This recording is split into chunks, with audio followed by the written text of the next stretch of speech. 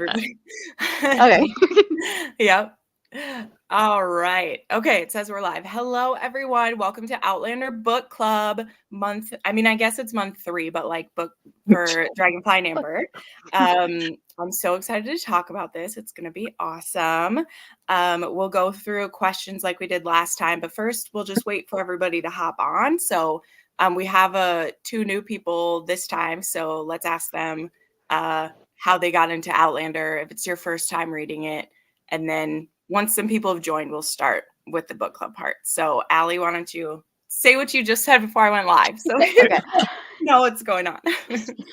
So I don't remember exactly how I came across it, but I found out about the book and the show at the same time, like right when season 1 was airing. So I was actually reading the book as the episodes came out. Oh, cool. And so, yeah. So I don't remember exactly how I came across it, but that's how I wound up reading it. And then I got all the way to Fiery Cross and I went to nursing school and I haven't picked it up since. Yeah. They're a big commitment. They're a big commitment. They're a big commitment. What book number cross? 5. 5. Okay. Wow, you got far though. That's good. I did count in my head before this. I was like, which one is Yeah, that's a lot of pages worth. Okay. Yeah. It's a lot of pages worth. You're like 4,000 pages in when you stop. So you do good. But Daniela? So this is my first time reading it. I haven't watched the show either. And yeah, I mean, I watched the first scene of the first episode because I was trying to get into Outlander, right? But then I just remember Claire in the middle of the street and then a black car coming by and stopping and asking something. And I was like, why did it take so long, like for someone to come along, like for something to happen? And so I was just like, yeah, no, Isn't not that for me. season 2? You saw the first episode of season 2? No, 'Cause I that's when believe a it car- was the first one. Well, that's when a car comes by. So that's why I was like, there's not a car that comes by that asks her in the first one. So I don't So know. maybe it was But a the first, trailer. yeah. But the first episode of season 2 is when she has arrived back. That's where they start it with her arriving back, and then she screams like, "No! Oh my god!" And then it's No, from what I remember, she didn't even say anything. Oh, okay. So Well, I think yeah, I don't know. Either way, I only saw that. I was gonna say the first episode of the show is her looking at the vase. Yeah, the blue vase. And that's like a good 5-minute thing where like literally nothing happens. okay. So she's standing there and overdubbed or whatever stuff. Yeah. Yeah. So it is kind of a weird because you go from I think that first episode did move kind of slow, if I remember. You know, it's like it's setting everything up, so it's like it might have been the reason you checked out is like it takes a while to get to that. But here's the great thing. Now, if you will want to, when you start, like you'll see how good they did with that first episode. Now that you know, you'll be like, wow, they did great. What happened in season 4 when they just went fucking crazy? But anyway, okay. That's what I remember when I watched the show and then I was like, I can't believe I never heard of this book series. Am I like so then I started reading it and it was so impressive how much like the book it was. So that's why I was like impressed, but I guess things change. I did not have my background muted. That never happens to me. I was like, who's doing that? It was me. I'm sorry, I took you off there. But yeah. Well, this is crazy. So, oh my gosh, let's see what some people are saying here and then we'll get into this. So, hi, Amanda. So glad you're here.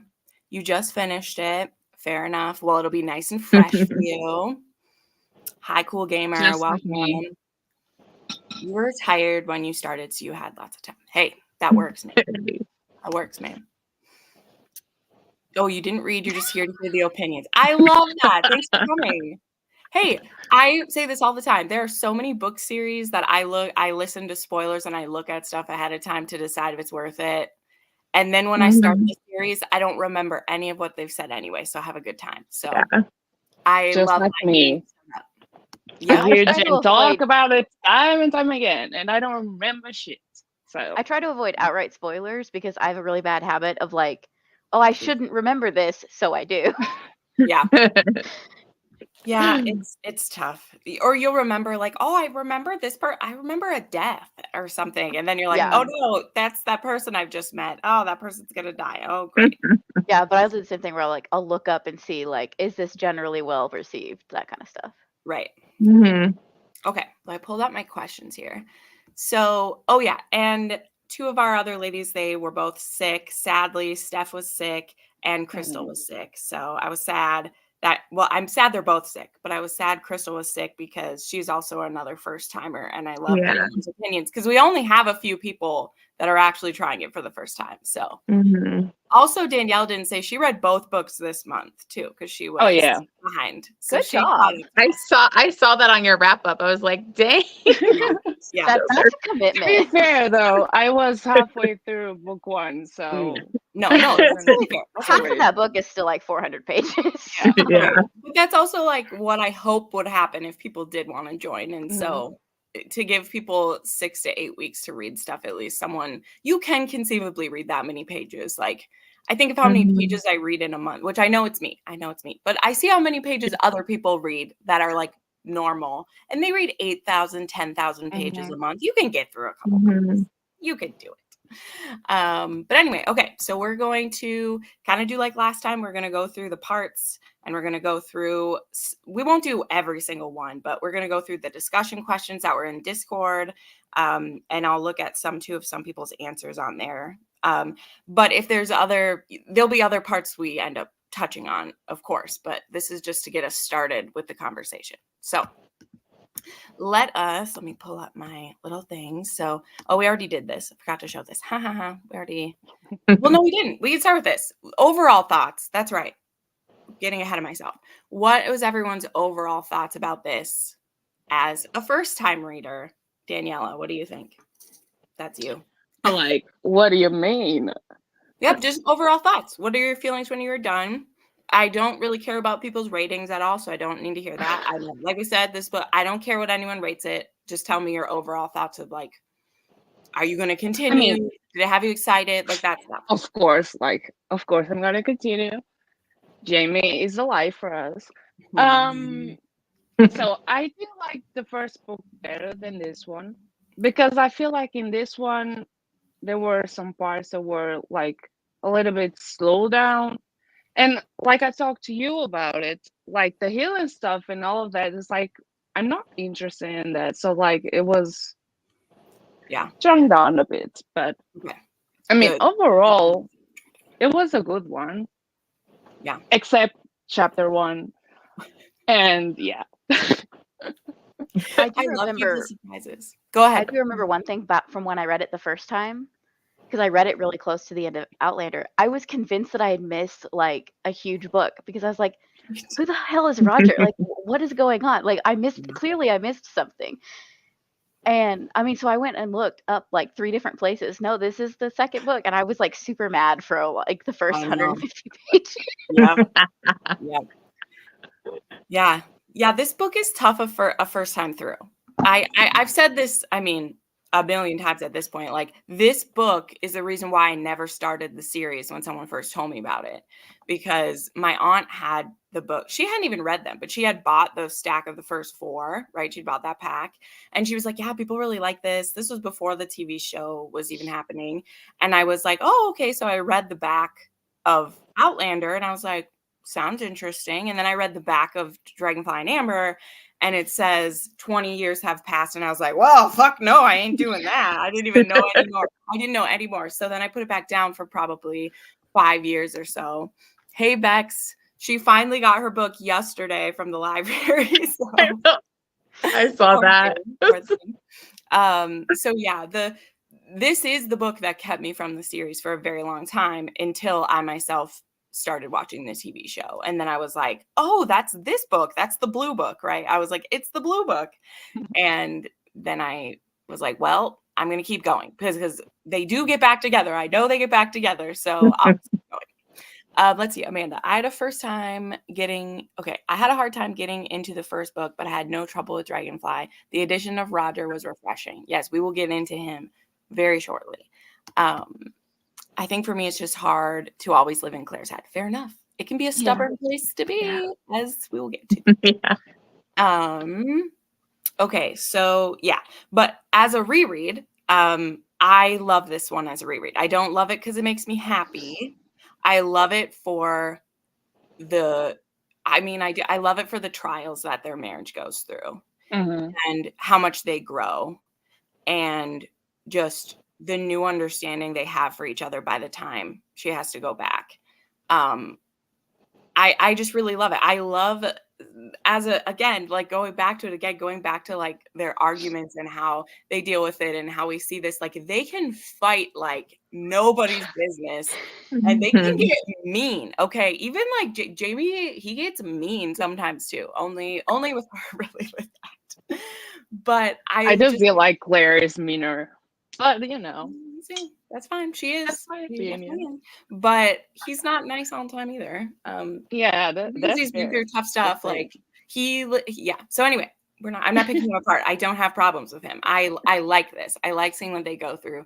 I like seeing the fights, even though I don't like them. But knowing as with foresight, like where their marriage will go, this is such an important like time for them and all the pain they go through and all of that, because it really does what's it called, it does, I don't know, it comes back around. I don't know another way to say it, but there's things that happen in Paris that will reverberate forever in the series, like in the same way that in Outlander there's promises that they'll keep their whole lives. Like there's pain that they'll remember their whole life from Paris. So yeah. How about you, Amber? This was a reread for you. I enjoyed it more on reread, I think, than I did the first time, because as going in and it's 20 years, she's been, I'm like, can we go back to Jamie? Like the whole time in the first part, I mean, I did have that frustration again this time. I'm like, I don't care. Get back to being with Jamie. I don't, but like, I appreciate it a lot more. And just seeing like how their communication grows and the way they deal with things. Not saying Claire does frustrate me a lot. But I do like that Jamie in those kind of discussions is kind of able to put her in her place and call her on her BS a lot of the time. So I enjoyed like those interactions more. Of course, Jamie is always the best. So I enjoyed it a lot. I think much more than I did on reread too. What was that? Oh, I was just going to say they are also quicker to apologize to one another. Like they know right away. Yeah. So I like that it is. It's good to see. No, I agree with that. What was I going to say? You just said something and I got distracted by what were you just talking about? Continue what you were saying. Oh, I remember. She can't like outmaneuver him, which is why they work so well. Like he's a very smart and she likes to be like logical, but he knows enough that she can't outmaneuver him. And I think that's what makes them a good team. Not that she's like trying to outmaneuver him. I just think she's used to being able to do that. I don't think it comes from like a mean place. I just think she's maybe used to winning arguments with people and used to doing that with Jamie. I think she has that alpha personality that she probably got to steamroll like or have all the say with Frank, but like with Jamie, he's like, no. She's also, and then I'll move on. Sorry. See, we're on the first question and I'll talk about it the whole fucking time. I have a question. She's used to dealing with soldiers too. Like she did that for a long time. And there's a lot about Jamie that like he is a soldier, like in his heart and the way, and we see that of course in the war part, but even with like the chess game and like trying to analyze, like he's a good strategist. He's a good, a general, shall we say, possibly. So yeah, it's very interesting to watch that because he's still so young. Like he's only 22. But he's so mature. That's what always like freaks me out. Not freaks me out, but like when I go back and think about like the early books, like he's 22 at the start of this. I'm like, my little sister just turned 23, and I'm like, that is not the same. Yeah. Like I love my sister, but my sister's a little. But I mean, he lived through a lot. If you transpose 1740s to today, he's really like 42. Exactly. He's really 42. Like, cause didn't he go to like France and stuff when he was younger? And then like, he's like traveled, he's had to fight, with Dougal and like just done all this stuff that from a young Yeah. age, he's just already been through a lot. Yeah. Yeah. It's also a little bit interesting because like he knows perfect French. He knows like perfect French. Mhm. And to me, it's just funny that she was accused of being like a French spy so much in the first one. And now they are French spies. In a way, they're not French, but like they're in France. Yeah. I love that. Like Diana, she's so cheeky. You thought you'd be more into it this time, but you're still kind of bored. Yeah. Nope, that's totally fair. It is a lot. And like I should be transparent. I skimmed a lot in this one because I don't care about this shit. I've already read it. I know what's going on. So like Yeah, I gotta say, I can definitely agree with skimmed- Bex on that too, because I was like struggling for the first part. I was like, Mhm. oh, like, Yeah. I was like, can we just get to it? Like, I Sure. don't, but Yeah.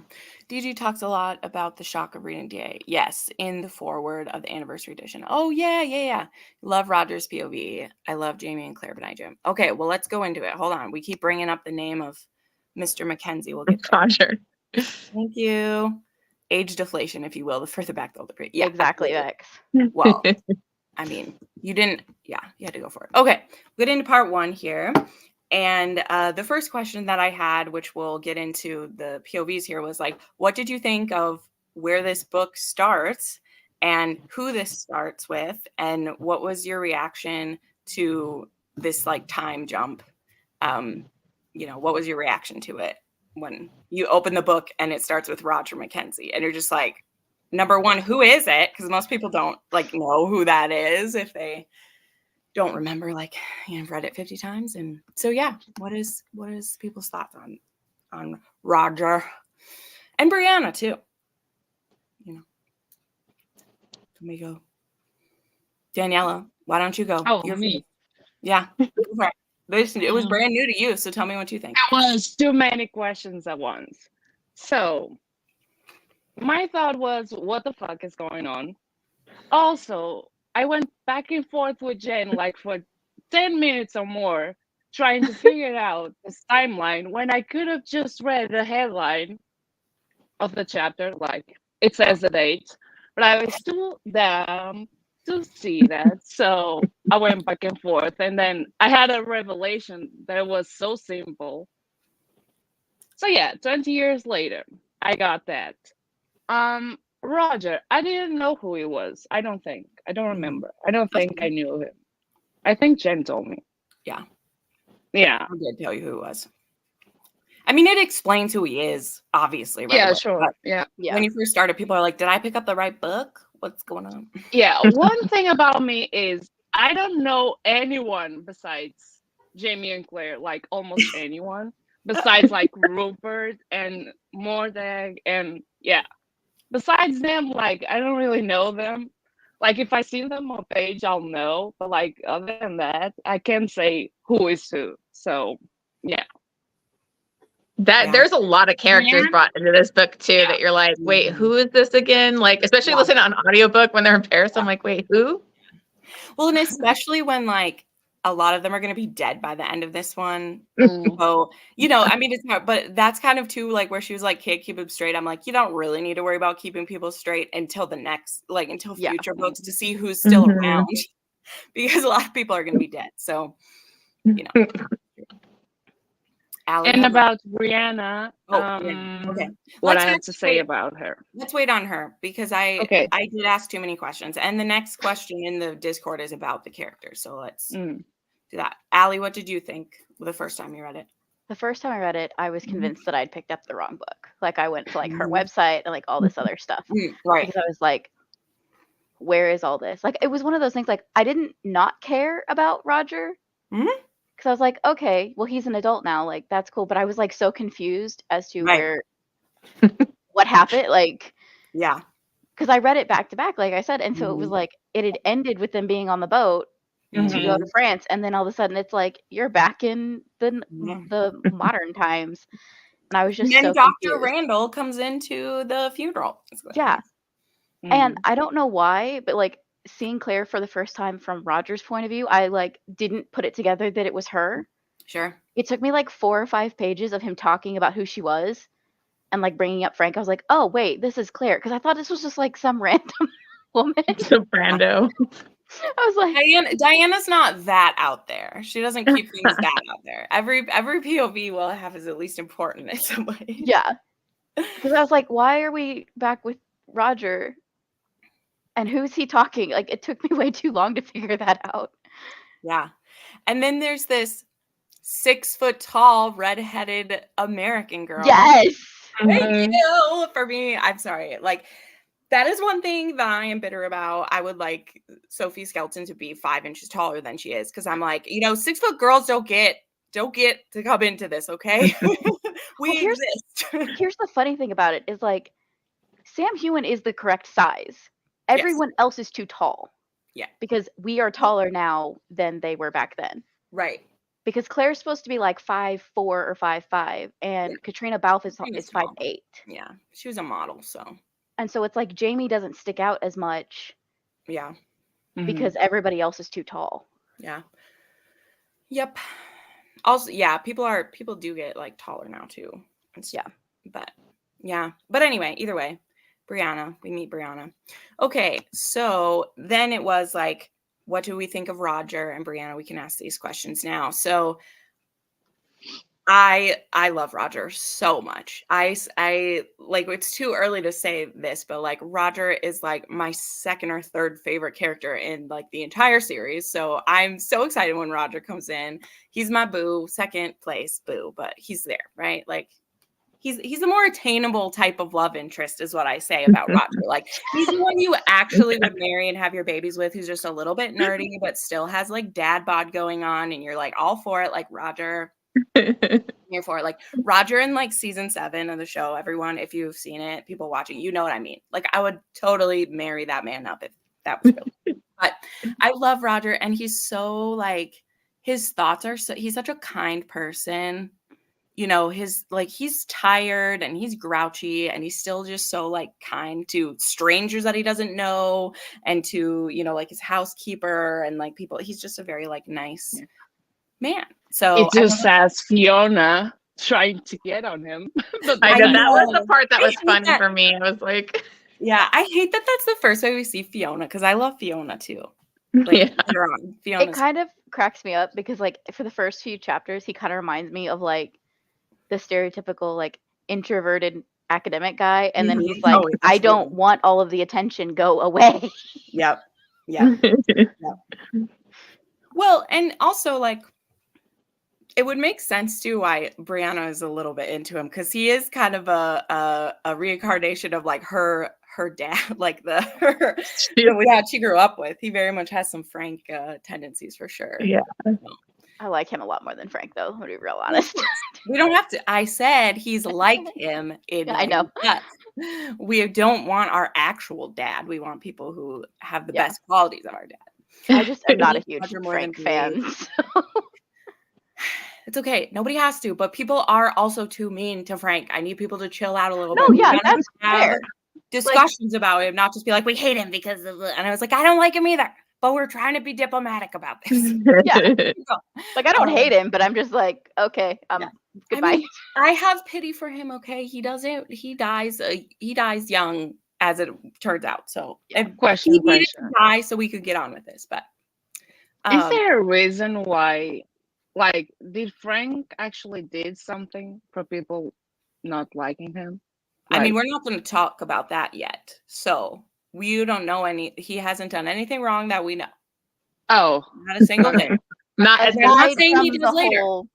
Aside from the whole, if you slept with someone during the war, I could bring myself. Yeah. Besides that, that's something he's done so far. Okay, we're not jumping there yet. Because when push came to shove, what did he do? He adopted a baby that is really not his, and loved her for 20 years. So we're just. He said he wouldn't adopt a kid, and what did he do? He did it. So that's him overcoming what he wouldn't do. So anyway, we're not jumping ahead. We're staying in order. We love Roger. Brianna gives me bratty vibes. Oh, absolutely. She's spoiled. She was spoiled. Spoiled. But also, there are a lot of traits of her dad in her. And that not temper. But yeah, definitely her temper. And it's mixed with, she's an American woman, so she's louder and bolder than even some Scotswomen would be, who aren't raised in the 1740s. So she has Fraser traits in the in the 21st century, which is kind of interesting.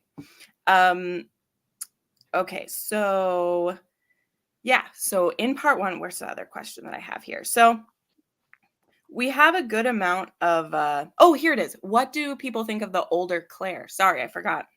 That question is a good one. So being reintroduced to Claire, we first, as we said, see her through Roger's eyes, and then we get to go back in her head again. What do you think of seeing her here and her coming back to Scotland after all this time and, you know, going to places she'd been? Like, what do we think of her in this first part? I felt like she just seemed a lot more reserved and like settled, and she was this really strong, independent, like, you know, professional woman. She, you know, really went far in her career and all that kind of stuff. But it also seemed really sad because as she's, you know, there, she's obviously nostalgia and thinking about everything. So I don't know, like, I just felt like she didn't come off as feisty or like whatever, like she used to be, but that's the only take like I really got. Sure. Okay. Well, and I think too, like, she's so, like, she's bringing Brianna to tell her the whole history. Mm-hmm. And so I think part of it is she's just so, like, in her head about how she's going to do that and how she's going to tell her that I think she almost seems a little bit more spacey, for lack of a better word. Like, she doesn't seem as present as she normally is. And that definitely gets better once Brianna knows everything and once she tells Roger and her the whole story. But yeah, at first she's very like aloof and kind of like flat, which is not how we're used to seeing Claire. Right. Right. This is true. Yeah. It's hard for what I'd say. When I think back to how I first felt, like a lot of people, I'm like, what could make you leave? Right. And a lot of us, you know, we look at Brianna and we have to be like, oh, that's got to be the reason she would leave. You think that immediately, which is true, but not in, you know, as we find out, not in the same way that we think it would be. But you kind of just are like, what could make her leave? Like, I thought you loved him. Again, these are first time feelings. I'm like, what happened? Why did you leave him? And, you know, the places that she goes and, you know, that she stayed away because she has had 20 years that she could have come back and she never did. Like, she didn't step foot there again. And that's a lot to make that decision. She seems a bit like a shell. Yes. Well, but she didn't know that she would have been like in present time for 20 years or more. Like, yeah. Well, what at the beginning of this one she did? I don't know what you mean. Rephrase. What do you mean by that? I mean, afterward, like when she did come back to the present time, like she knew it could be a possibility that she wouldn't be able to go back. Oh, again. So well, she wasn't. She's not ever planning to go back because she thinks he's dead. So well, and then she didn't come back that whole time decision, because of she didn't. Frank, right? I don't know. Yeah. We haven't seen that yet, but yeah, Frank. Yeah, she promises Frank that she won't talk about it until after he's dead. Okay, we won't talk about that. Okay, what else about the first part? We got to get into her starting to tell the story, of course, before we can skip to part 2. But I don't really have any more super specific questions. But just if anyone has other thoughts about, you know, what kind of prompts her to finally tell, is Roger being a snoop? Roger's a snoop, and he's going through the stuff, and he tells Bree that something's suspicious, right? Which then, you know, prompts, okay, now I'm being forced to tell you what happened. But we learned that she was gone for 3 years. 3 years. Yeah.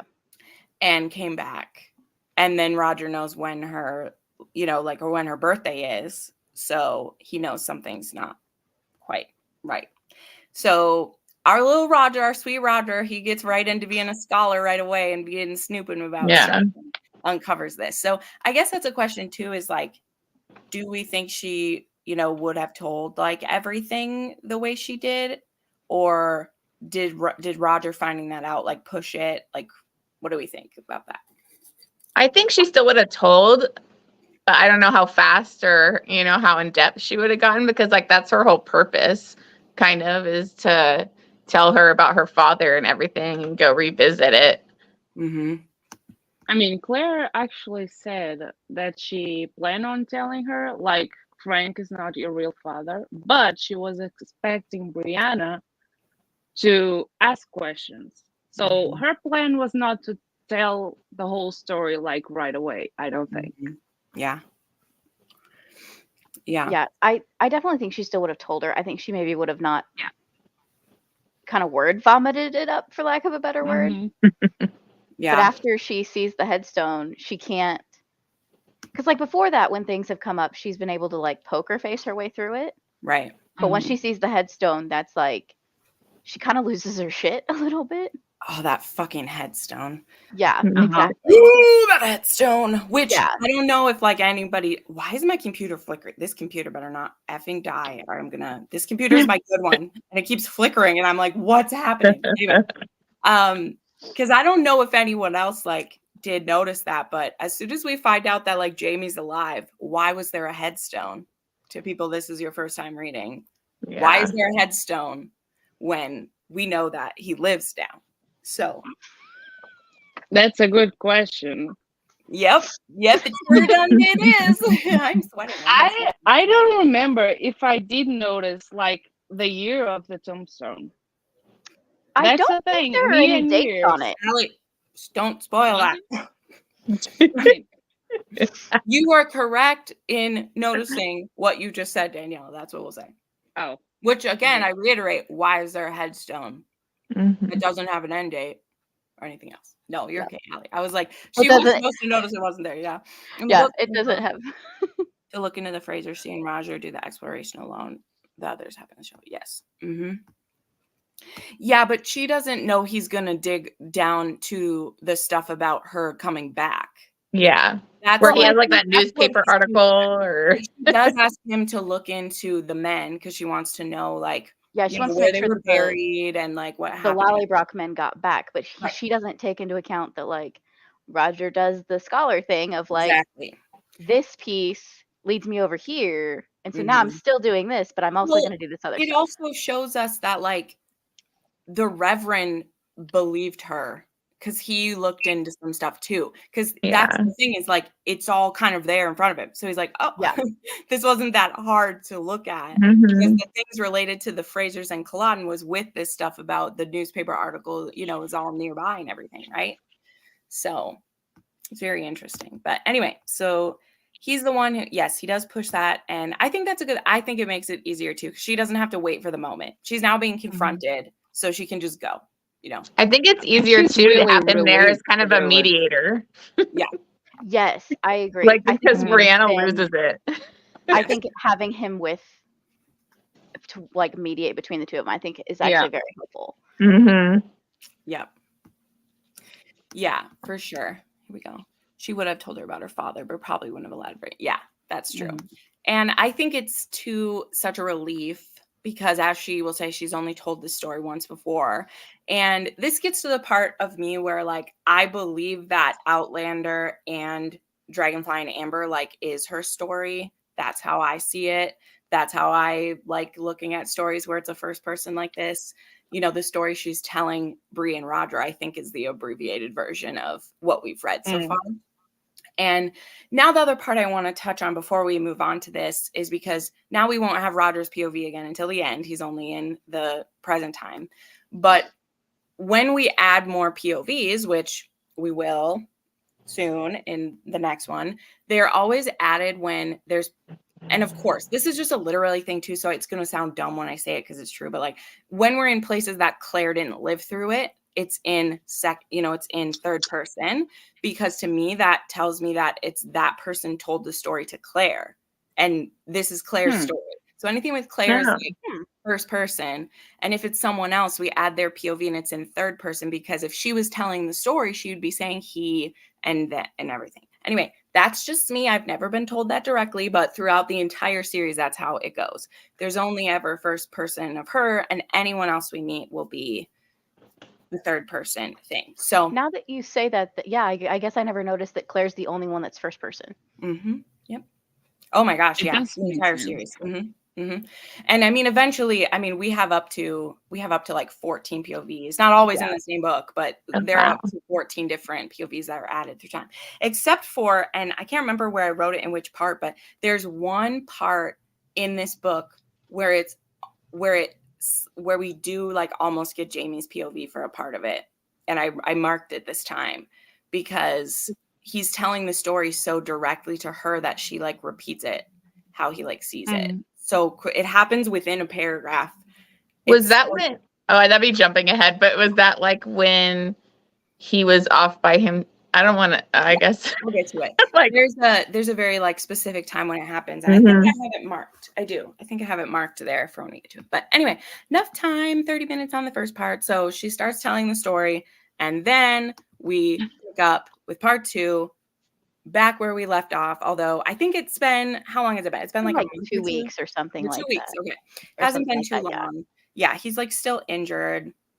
They're there. And now we're in France.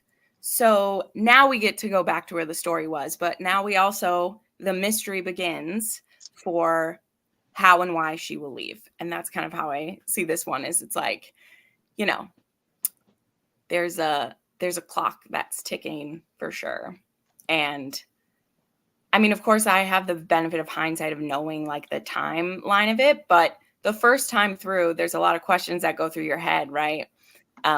Particularly about Faith and Brianna and the timing of how she ends up emaciated and almost like dead when she comes through. Like she's so ill and, you know, she's barely alive when she goes. So like there's a lot that's going to happen by the time that does. So I remember being confused because I was like, okay, so she's pregnant. I'm like, is this Brianna? You know, like I was like, when I first read it, I was like trying to figure out, okay, well then she's got to be going pretty fast. So it was like, and made me guess. That was me. And she's like, I believe she gets to like 5 or 6. I think she's at almost 6 months long. So, you know, once she gets to a certain point, is, you know, maybe Daniela can speak to this, although I did kind of hint to it because she was like very because I was going crazy. That's she was very confused, and I was like, think, why would she have a baby? You know, I was like, just break it down. And I had to explain, I was like, people can be pregnant more than once within you know, I was trying to like, I mean, that's happened, you know, it's awful. Like, it wasn't like I wanted to be like, okay, this is what happened. But I mean, that happened to a loved one of mine of like, they had a miscarriage and they still had a baby within the same year that they'd had that because they got pregnant again the next time, you know? So anyway, but yeah. I think there was just expectations, meaning I thought that we're going to get the present time a lot sooner than what we did. Right. That's why, like, I thought we are going to have the history of what was going to happen. Then I'm going to have, like, I don't know, at least one part, like a big chunk of it in the present time. Right. That's not what happened. And so, yeah, and I don't know. I don't remember what else it was. I think it was also the shitty timeline because I took so damn long to understand the timeline. So I think it was the two of them combined. Honestly. Sure. So, okay, so now we're in France and we're now in a new environment again. Lots of politics happening, lots of maneuverings happening. We meet Uncle Jared, we meet Master Raymond, we meet Louise. Is it Louise? Yeah. And her, like, we start meeting like all these people. Like we said, there is so many people. Okay. But yeah, so the mission at the beginning of France is we're going to try to stop Culloden by sabotaging it, right? So we'll have a cousin Jared. You're right, cousin Jared. Uncle, he's old enough to be an uncle, I'm pretty sure. So, but whatever. I call my cousin my sister, so I get cousins mixed up pretty regularly. So we meet all these people, and we're starting off with the plan of trying to usurp it. So I don't know. I don't think I had too many specific ones with here. I was just like, what do you think about Paris when we first get there? What else did I ask about this one? I asked who were your favorite new characters? So out of like who, I know you said there was a lot. Who are some that stood out to you guys? Like who were some of the characters there that you liked? My favorite was Fergus. And then I love Master Raymond too. Like, but Fergus he like holds a little special place in my heart. He's so So adorable. gracious. So I loved him. And he was just like the way he looked up to Jamie and would feel like he failed him because he didn't like make her come with him to come home or whatever. And I was just like, he's just like, he idolized Jamie, and I just love that. So. When he makes Jamie spank him, and Jamie literally is like trying not to laugh at him because he doesn't want to hurt his feelings. It's so I love, like, Fergus is probably my favorite character from this book. yeah. Like, for things that happen here, but also things that happen later. But I love Fergus so much. But probably my favorite, like, Paris only character is Mother Hildegard. Hildegard? Is that She's great. Mine. She's my favorite. Yeah. I love everything about the hospital. Me too. I know. So that's why I was gonna say, like, I don't care about any of like the war stuff ever, and honestly, that causes me a little trouble in later books. But I love like doctoring and like how you make do with it in the past, like, you know, what things she's able to use from the future that she knows, and what stuff doesn't help her at all. And I love Bouton, and I love Mother Hildegard, and I love but I wanted to acknowledge this. I think Paris has got to be your least favorite setting.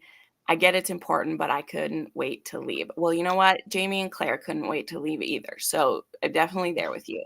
I also think it's funny too. This is like a reference to the show too. People hated the Paris part in the show too. Yeah, they did. Hated it. And I mean, she got to wear beautiful dresses and not be all dolled up instead of being, you know, out in the Highlands and roughing it. But we're here for the Highlander stuff, you know, like we're not here for the Paris politics. Yeah, it is really like beautiful. Let me see. I like a lot of the people that they meet in Paris, but I do not like them being in Paris itself. Does that make sense? So how about, did I put that question here? Because how about, okay, here we go.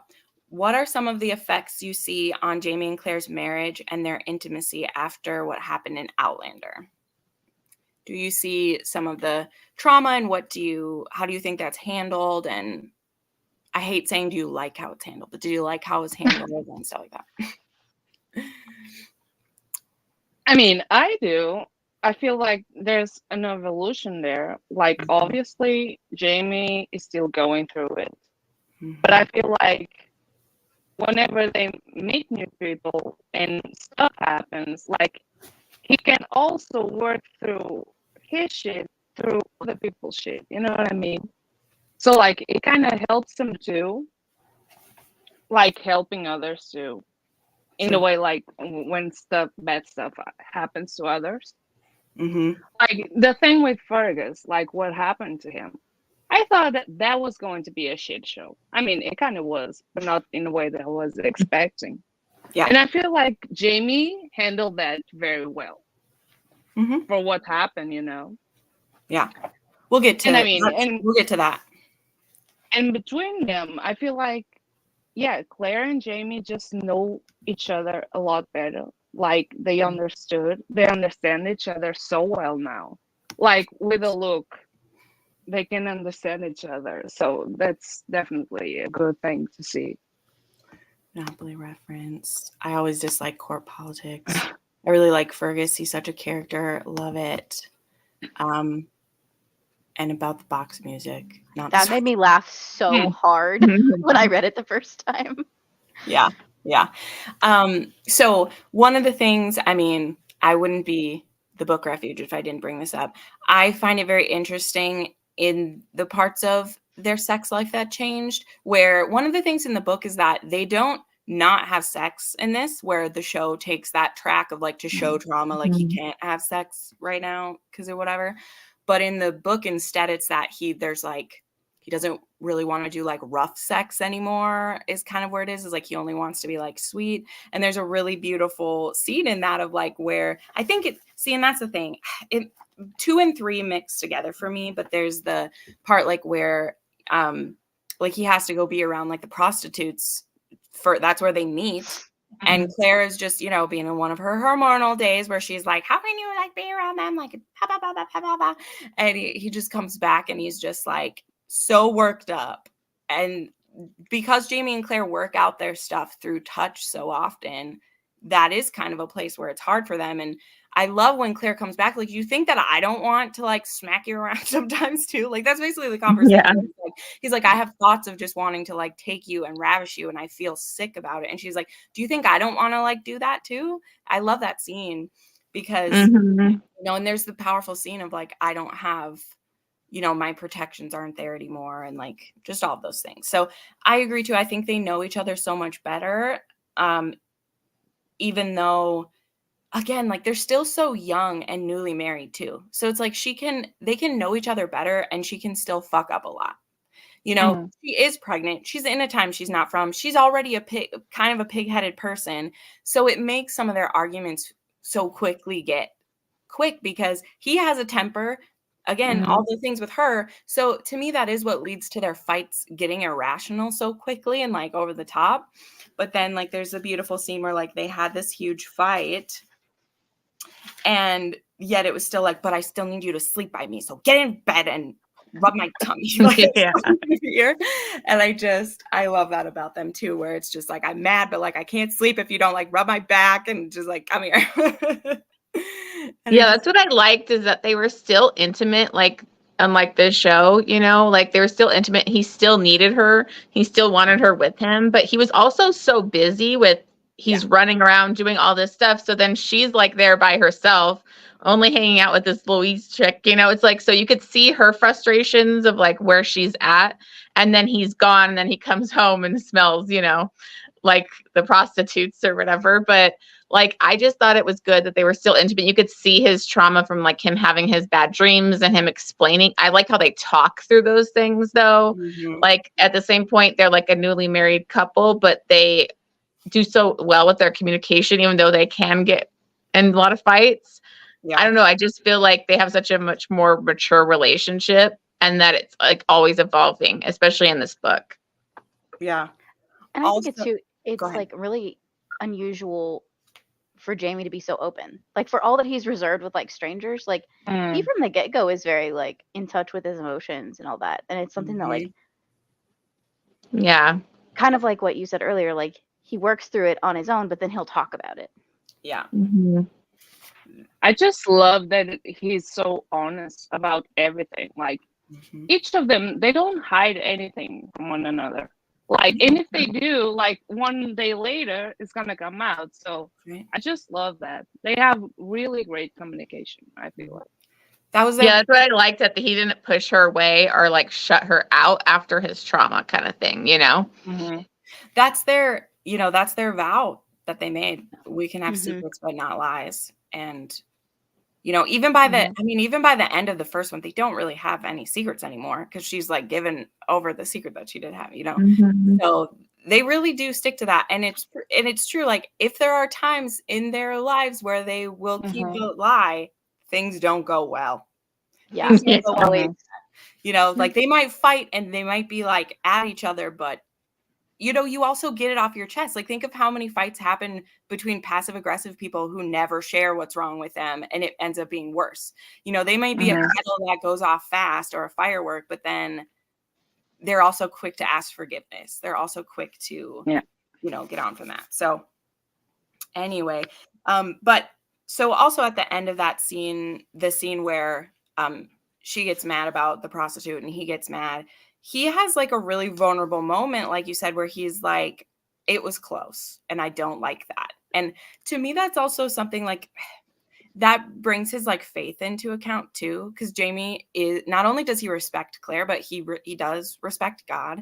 And so for him, like to have to go to these places to try to serve, you know, to be there for the prince to be able to talk to go to these places, he has to put himself in these like nests of sin. And not because he thinks badly of the people. Jamie's but because he doesn't like what he's feeling when he's there. And I thought that was a very like vulnerable thing to admit, because he says like, it was so close and it scared me. And I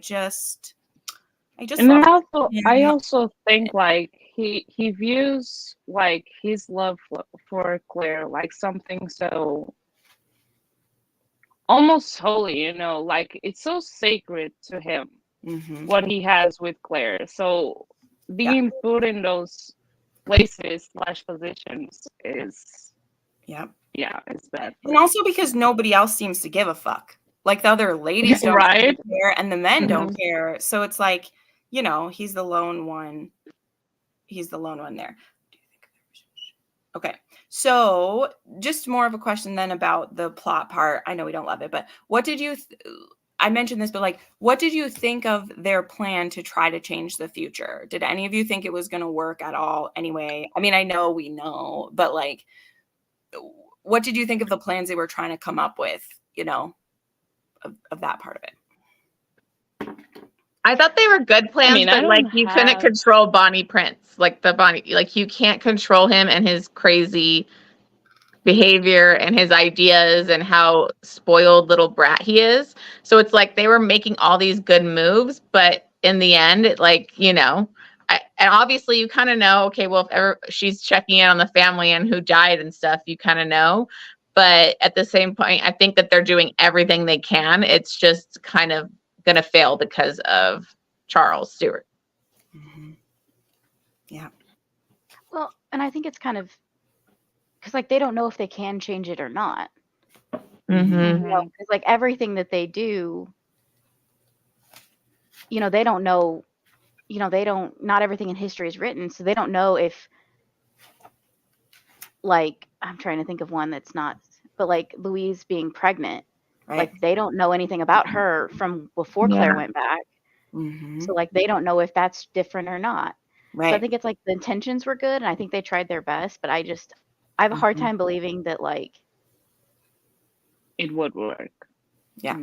Mm-hmm. that they would even know if it would work. Right. Because like you Mhm. said, Because you there's so can't many control the moving prince, and pieces it's like, to that. yeah, Yeah. So this is what I wanted to come up to because agree. Like, I think that when you only know so much about it, how do you know which threads you'd have to pull to unravel it? exactly. That's Yeah. yes. And I think that that is what Paris like teaches us a lot is well, Mhm. and then the other side of it when we now try to make him win when we get back to Scotland, like, you know, it does seem so simple of like, well, what if you just killed him?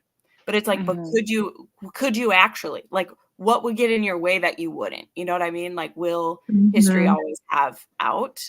And that's a very interesting thought through this whole series because it's like, Yeah. is stuff changed because Claire came back, or was she always supposed to come back? And is it the things happen because she's back and she'll be, you know, like that's the question that like That's why a mind F. Marvel's fucked anyway. Yeah, it's why you know, it's why I say what I'm at.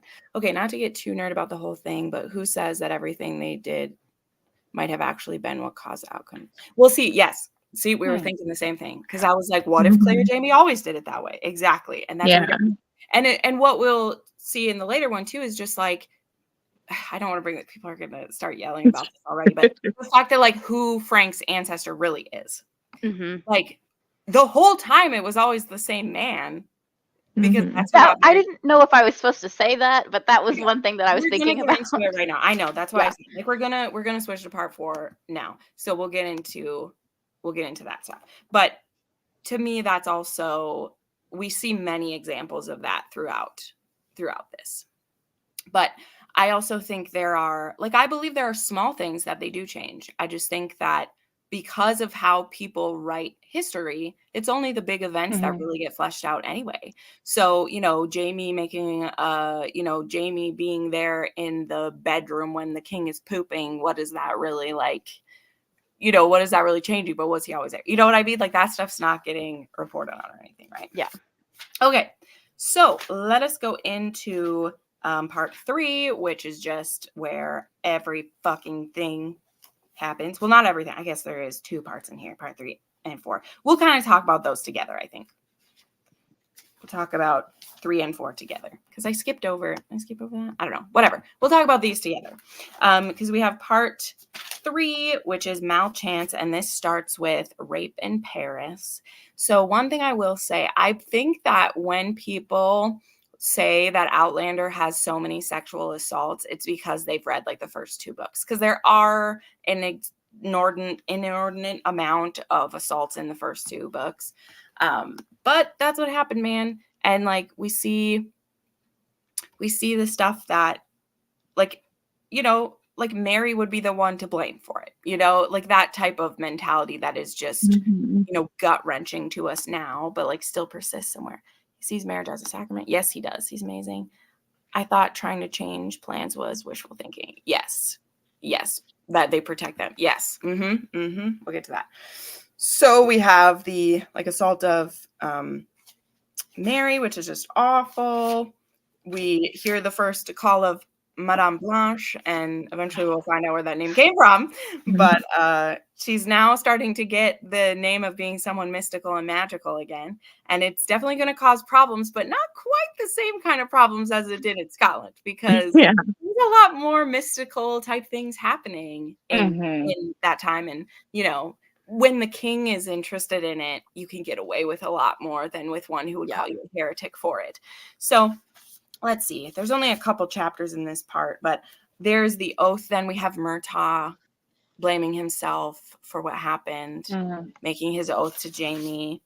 That was so sad. I found their relationship like such a good one. I know. Like it's such a great friendship. I love Murtaugh. Yeah. That was my note. Yeah, I love him. Like, and he was so quiet. He was very quiet, you know, and just in the first book. And then this one, it starts to like, you know, you get to see more of Murtaugh and like how amazing he is and how much he loves Jamie. And it's just. Yep. Let me see. Is this when we meet? Because I know we meet. Okay. Yeah. So we meet Alex.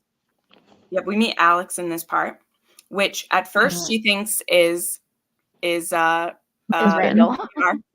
Thinks it's BJR, and is absolutely like scared shitless for a second, which foreshadowing.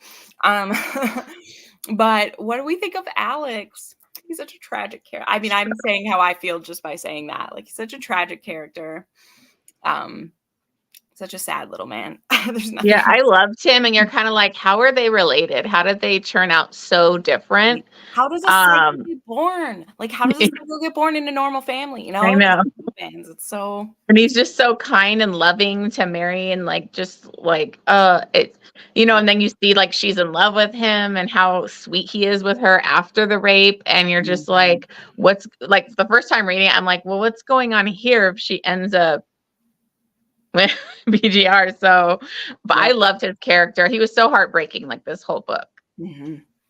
Yeah. And he also he's just a sweet guy. And like, you know, he calls his brother like Johnny, and you're just like, oh man, why couldn't you have been like, why do you have to be an evil piece of shit who does what he does? It does make me wonder like what their dynamic was growing up. Right. Because like the whole thing of like at the end of Outlander, Yeah. like, tell me you love me, Alex, and then you meet Alex. I'm like, I kind of wonder like, what has this guy gone through? Was he just pining for him? Like the way that they are, I personally think that Jack wanted him but didn't ever hurt him. Like he's the one he wouldn't hurt, in my opinion. That's what I want to believe, but Jack does so many things that I'm like, I kind of have a hard time believing it. I feel like he basically. I feel like he took out his aggression on Jamie, or like acted out things he wanted to do with his brother. Does things when he had power to do so. Like he's a captain, like he can get away with it because no one stops him. So I'm not saying he didn't, but I don't think that Alex would be how he was. And that's kind of what I think too. I don't think Alex would be the same. I mean, unless Alex did like it, which he could have. That could be a thing, but I don't see it being. Yeah, it doesn't add up with the way Alex is. Anyway. And the way later in the book with Alex and like, you know, I don't want to jump ahead, but that whole like scene and stuff, just seeing them interact and their dynamic and how he, you know, it made it, you could see he loved him. Like he's literally willing to make a traitor's deal for his brother. Yeah. We'll get there. Literally the next chapter then. So we have a fake out. And we're like, oh, it's just his brother. Okay. And it is kind of interesting for Claire to think too, right? Because this is an ancestor of Frank that she doesn't have to like have anything bad associated with. And I kind of like that moment for her to get to be like, oh, wow. Like This Yeah. is his, this would have been his Finally uncle, like in his mind, or he's not, because we're so many generations, but like, Yeah. oh, this one reminds me more of, because at this point, right, she can't think of Frank without thinking of BJR. And so it's like to get a different relative that it can be like, oh, I can have nice thoughts about this one. Yeah. And also that Claire doesn't hold blood against him, right? We talked about in the previous one of like, what do we think, blood means, like being part of someone's blood. And it's very interesting then to see like Alex, and Claire doesn't hold BJR against Alex. I mean, we don't like see it happening, and neither really does Jamie either. Yeah. Like he doesn't either. But anyway, then we move along to chapter 21, which is Untimely Resurrections. And this book is where the shit just starts a rolling, and it won't stop rolling. Why is that? How many chapters in here? Oh, there's a whole bunch of them in here. But we have the chapter that is very decisive for a lot of people. Okay, chapter 21, because we do see BJR, and he is still alive, and he was very injured. So we find out that he did almost die. Like he was like trampled and he almost died. But she like runs into him, and he's like touching her, which is just awful. And of course, we thought you were dead. And I will say, this interaction she has with him, he is a creepy fucker. Okay. Yes. The things he says in this conversation, I want to flay his skin off. It is so disgusting because he doesn't even miss a beat. It's kind of a thing of like, I feel like he was looking for them. I think he knew they were like there, and it's like wanting to take digs at them, where he doesn't think that Jamie can attack him or anything, because the things that he says, he thinks Jamie's dead. Well, wait, he thinks Jamie's dead. That's right. He doesn't know Jamie. Yeah. I forgot. Sorry. Because he thinks she married someone else and is a French spy now. Yeah. Yeah. And then she's like, nope, I still got my husband. And then Jamie makes he makes a declaration and is like, I'm doing this for formality, but don't speak to me again, or it will be the last word you ever speak. So he doesn't quite challenge him to a duel yet, but he's planning to. So, and we should mention duels are outlawed in Paris. Yes, Amanda, you caught me. I said it too fast. I have the book open, so I stopped making those mistakes. There's literally 50 million details in this series, so I have to have the book open different times. You have to write like an outline. I do. Yeah. Y'all don't even know how many notes I have in this. There's not a single page in this book that doesn't have a mark on it. Okay. So, So now we start like going round and round about this. Oh, Dougal shows up. I totally forgot Dougal showed up. Me too. He just like shows up and he's gone. I know. Dougal is there, which is a little like makes sense when we connect with like the French gold stuff later on. It kind of makes sense that he would pop up there, but I totally forgot it too. I was like, what? What the fuck is Dougal doing here? I don't know what's going on. And I also just forgot that like Dougal leaves Scotland. Right. Because like in my head he doesn't ever leave the clan because of Colum, and I totally forgot that he like has his own thing going on. Yeah. Well, he also was in a lot of trouble. Yeah. So, he's still having to deal with that. But anyway, okay. So then Claire does something. She gets Randall put in jail so that Jamie can't go fight him. Okay. And then we get into this part. So Claire's telling Jamie, like, you can't kill him. And we see Jamie the most like devastated he's been, like just so angry and just like, are you fucking kidding me? And he says one of my favorite yet heartbreaking lines ever, as he says, I can stand a lot, but just because I can doesn't mean that I must. Do I have to bear everyone's weaknesses? Can I not have my own? And I'm just like, yes, you can. Like, let him do this. So hard to hear, because Jamie might get mad or upset or angry, but you rarely see him so completely just like, I must do this. Like, I need to do this. And, he even brings up, he's like, I had to be his whore. I deserve to do this. And Claire asks something that I know a lot of people feel is just like unpardonable that she asks this. And, you know, he says, you can have your choice, Claire. You can have him or me, but I cannot live while he lives. So you have to kill me if you won't. So he's straight up like, you better kill me right now. And she's like, makes this stupid claim like, you owe me a life and this is the one I'm claiming. And I So was like, stupid. Yeah. not How many Randall's, times has he saved you? not Randall's life, but Frank's. And of course, Heath's thinking the same thing we are. He's like, fuck that. Absolutely not. But he gives her a year and then he's like, bye. But then he comes back.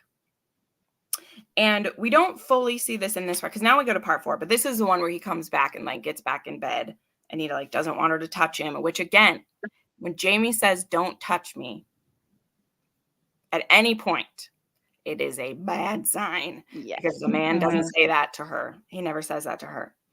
But then he brings her in and he, you know, tells her that he loves her. And I've never hated Frank more in my life than I do right there. Because I can be completely honest. I hate him that she makes that choice. But It's not Frank's fault. Yep. But we go into chapter 4 and immediately we have now they've cooled off a little bit and Jamie tells her what's what. And I love this because it is directly foreshadowing how Claire is in the future. Because he's like, it's not really a debt that I have to pay. Like, I've saved you just as much as you saved me. And, you know, by my reckoning, I don't owe you anything. But, you know, I'm giving Randall's life exchange for my own because, like, you chose me and I feel bad for him. That's what he says the first time. He's like, I feel bad for him because I got you. So, you know, I can wait a year or whatever. Such a bigger person, right? Right. But that must be like later too. But he does. Okay. Yeah. Because of Charles Stewart. He does say it right here. He's like, because if you should have to go back, I want there to be a man who loves you as much as me waiting for you, is what he says. So you know what it cost me to do this, but promise me if the time should come, you'll go back to Frank. I tried to send you back before, and I thank God you wouldn't go. But if it comes to a third time, promise me you'll go back to Frank, for that is why I spare Jack Randall for the year. Do you promise? So there it is. That's so. And that's why Jamie's one of the best heroes written in literature, because who has that like big of a heart that you're willing to like give her back? And the forethought for it too. Yeah. You know, he's always thinking of her, even when she hurt him by by asking him to do this. Right. Like, I was so mad when I like read that, when he's like, how can you ask this of me? You know everything he did to me, how he had me on my knees, you know, like what he says, you're just like, and she doesn't back down from it. You know, it's like, I can close my eyes right now and watch this scene happen in the show. It's one of the best scenes in the entire show. Yeah. I'm just telling you, I can play it in my head. It is the best scene in the entire, like, of the top. It's like the top 3. It's so good because, like, here's the thing too that it proves to me. Here's a couple steps with me. Watch this. This is again showing that he fully believes she's a time traveler in 2 ways. One, this whole book is proof that he thinks she's a time traveler because he's willing to try to work against the needs of Scotland currently because he believes her when she says it will not work. And then also the fact that he would belay his vengeance because he wants her to have a place to go. Like, that to me proves that he 1000% believes. Like, I mean, I know like he believed her, but also there could be a thing where he's like, she believes it, so I believe her. You know, he could have felt that, but he 1000% believes it because I don't think he does this. I don't think he worries about that. I don't think he'd be a traitor against Scotland if he didn't believe her. And I think that's a really powerful thing to say. I think Claire was wrong to ask Jamie not to kill Frank. She lost points with me. I think it's her guilt. Yep. Yeah. Everyone could be mad. But I would put us back around to the conversation we just had. Like, maybe the reason Randall lives until Culloden is because of this anyway. So, like, I think it all plays out how it's going to play out. The thing with me is, like, I don't know if this is just like the way that it was written or something, but it less seems to me more about like Frank directly and more about like her. It just seems kind of out of character of her because like in the last book she made the decision to stay and like all that stuff. This is the argument. And then all of a sudden that it just felt like she was kind of wishy-washy about it. And I'm like, I don't necessarily, I don't know. It just, I think the way that you guys are explaining it is the way it was intended to be interpreted. It's just like the writing didn't come across like that to me the first time. I just sit with it and like ruminate on it because it just felt kind of like you haven't cared about this man. It's so for out of a book place. and a half. Yeah, I and all think of a sudden like you're also, I think like it's more of her guilt. Like she has so much guilt about choosing Jamie. And they kind of discuss that too in this chapter because he's like, I'm your husband as much as he is. And I know you feel guilty, but you don't even know if you went back, if you would have gone back to his time. So he even tries to talk about her guilt because he knows that's the biggest thing. Like she obviously chose Jamie, but she did love Frank. She just doesn't love him like she loves Jamie. But so then it's like her just holding on to this idea of Frank and not wanting to be, and I just think it's more her guilt that she left him and, making sure he lives one day. I mean, like, we're all just like, who cares?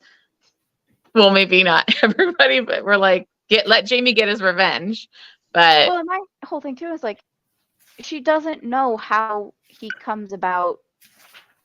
Like she knows roughly when his ancestors are supposed to be born. She doesn't know anything beyond that. And so just to me, it's like almost the thing like what they were trying to do with preventing Culloden. Like it almost seems like you're too involved in this and you're gonna fuck it up. Yep. Like you're gonna accidentally prevent him from being born if you don't stop interfering. Yep. It's kind of how it felt to me. Yep. I don't have any defense for it. I hate it when it happens, but I'm more of the thing that like it all plays out how it's supposed to anyway, because the other thing that she was doing, like she's putting this all on like her guilt, but it is true. If he had killed him, like he could be taken away and then she's on her own, like there are other things to count besides this. He can't, like if he duels, he'll get caught. And guess what? He's about to get caught. And it is devastating what happens when that happens. Yeah. So in the moment, I don't think her thing is perfect. And if I were to critique the goddess who wrote this story, I partially wonder if she was even thinking when she had him get run over in the last one. I'm just saying, this woman's written 9 of these books. Do you think she perfectly thought ahead to like all those things? Maybe she didn't. Maybe she didn't think where she was going to go with this yet. Who knows? Like, I don't think I've heard her talk on that if she meant it to be. So maybe she was like, oh, I need him to not be dead yet because I want to play out this thing to prove, Anyway, that's just another That's side. a good point too. You can only work with what's in the book, but I'm saying it does feel awkward that she asked that after the end of Outlander. I completely agree. I just think like I also see why he's there, and it also leads to like, I don't know. He gets to remain our like big villain in this anyway, because we can blame everything on him that happens. But yeah, it's very like, it's a lot. So I just think it would be better if the reasoning for her to ask that of him to be like, oh, if you do that, then you're gonna go away and I'm gonna be alone. That to me, it's a much bigger reason to not kill him than what she did say. To me, the one that Jamie could understand. Right. And it would make more sense to Jamie. Right. Yeah. It's just all the stuff that what she says on page about Frank, like every time, to me, is just nothing. Daniela doesn't believe that they love like each other, basically. She doesn't believe that. She tells me, I'm not saying at all. She loved Frank. Okay. Jamie's her soulmate, but she loved Frank. So she is still going to care. And again, it was a basic love at all. I think it comes back to in the moment when Jamie was raped and beaten and assaulted, she's like, fuck me trying to put Frank first. It's over. Now it's been months. She's thought about it. And now she sees this and she's like, if he's she also alive, already mourned Frank.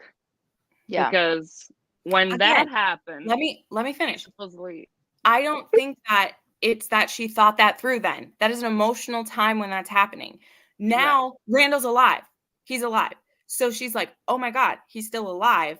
does that mean there's still a chance to save Frank? That's how I see it. I think she thought he was dead and it's like, it's over. It's done. I didn't have to make this decision. It happened. But then if you see him and he's there all of a sudden, and also we're in all this stuff, it's like, oh my God, he's still alive. Maybe there's still a chance to save Frank. Like, that's how I see it.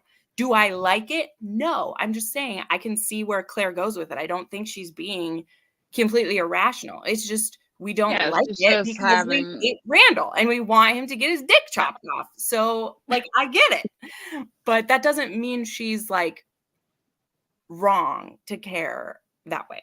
Yeah. She's just wrong because he's never the father anyway. That's where she's having a second chance at saving him, so that's fine. I like it. Like, but if I were me, I wouldn't take him. Not because I don't like him. You should have poisoned him. You know, let him be poisoned instead or whatever. But anyway, okay, we got to move along. So now we have this ticking time bomb. Well, thank you, Lisa. Again, I hate Jack Randall and I want him to die. I'm just in a bad way, like a really torturous. Like, I think he probably gets it too easy, but I mean, you know, where's there? I could see her asking to spare Frank because no Frank means she would. Right. And see, and that's the thing kind of like, but the problem is that, you know, the point that like they're making is that she already thought he was dead and she didn't like disappear or like we do, you know, if he was already dead, then why can't we just something would have happened? Right. But that's where I think is like, if she's thinking that, then it's like, oh, well, he is alive. So that's why I haven't, you know, I don't know.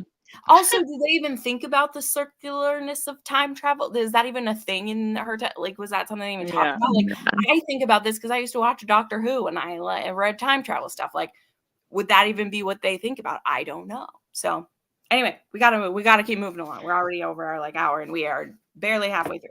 So, but for the most part, we have things. We try to do a few things to sabotage. Things aren't working. And then we get to chapter 25. And this is the one that we have some interactions with. Oh, no, wait. I skipped it because that's when he heals her. Sorry. Went too fast.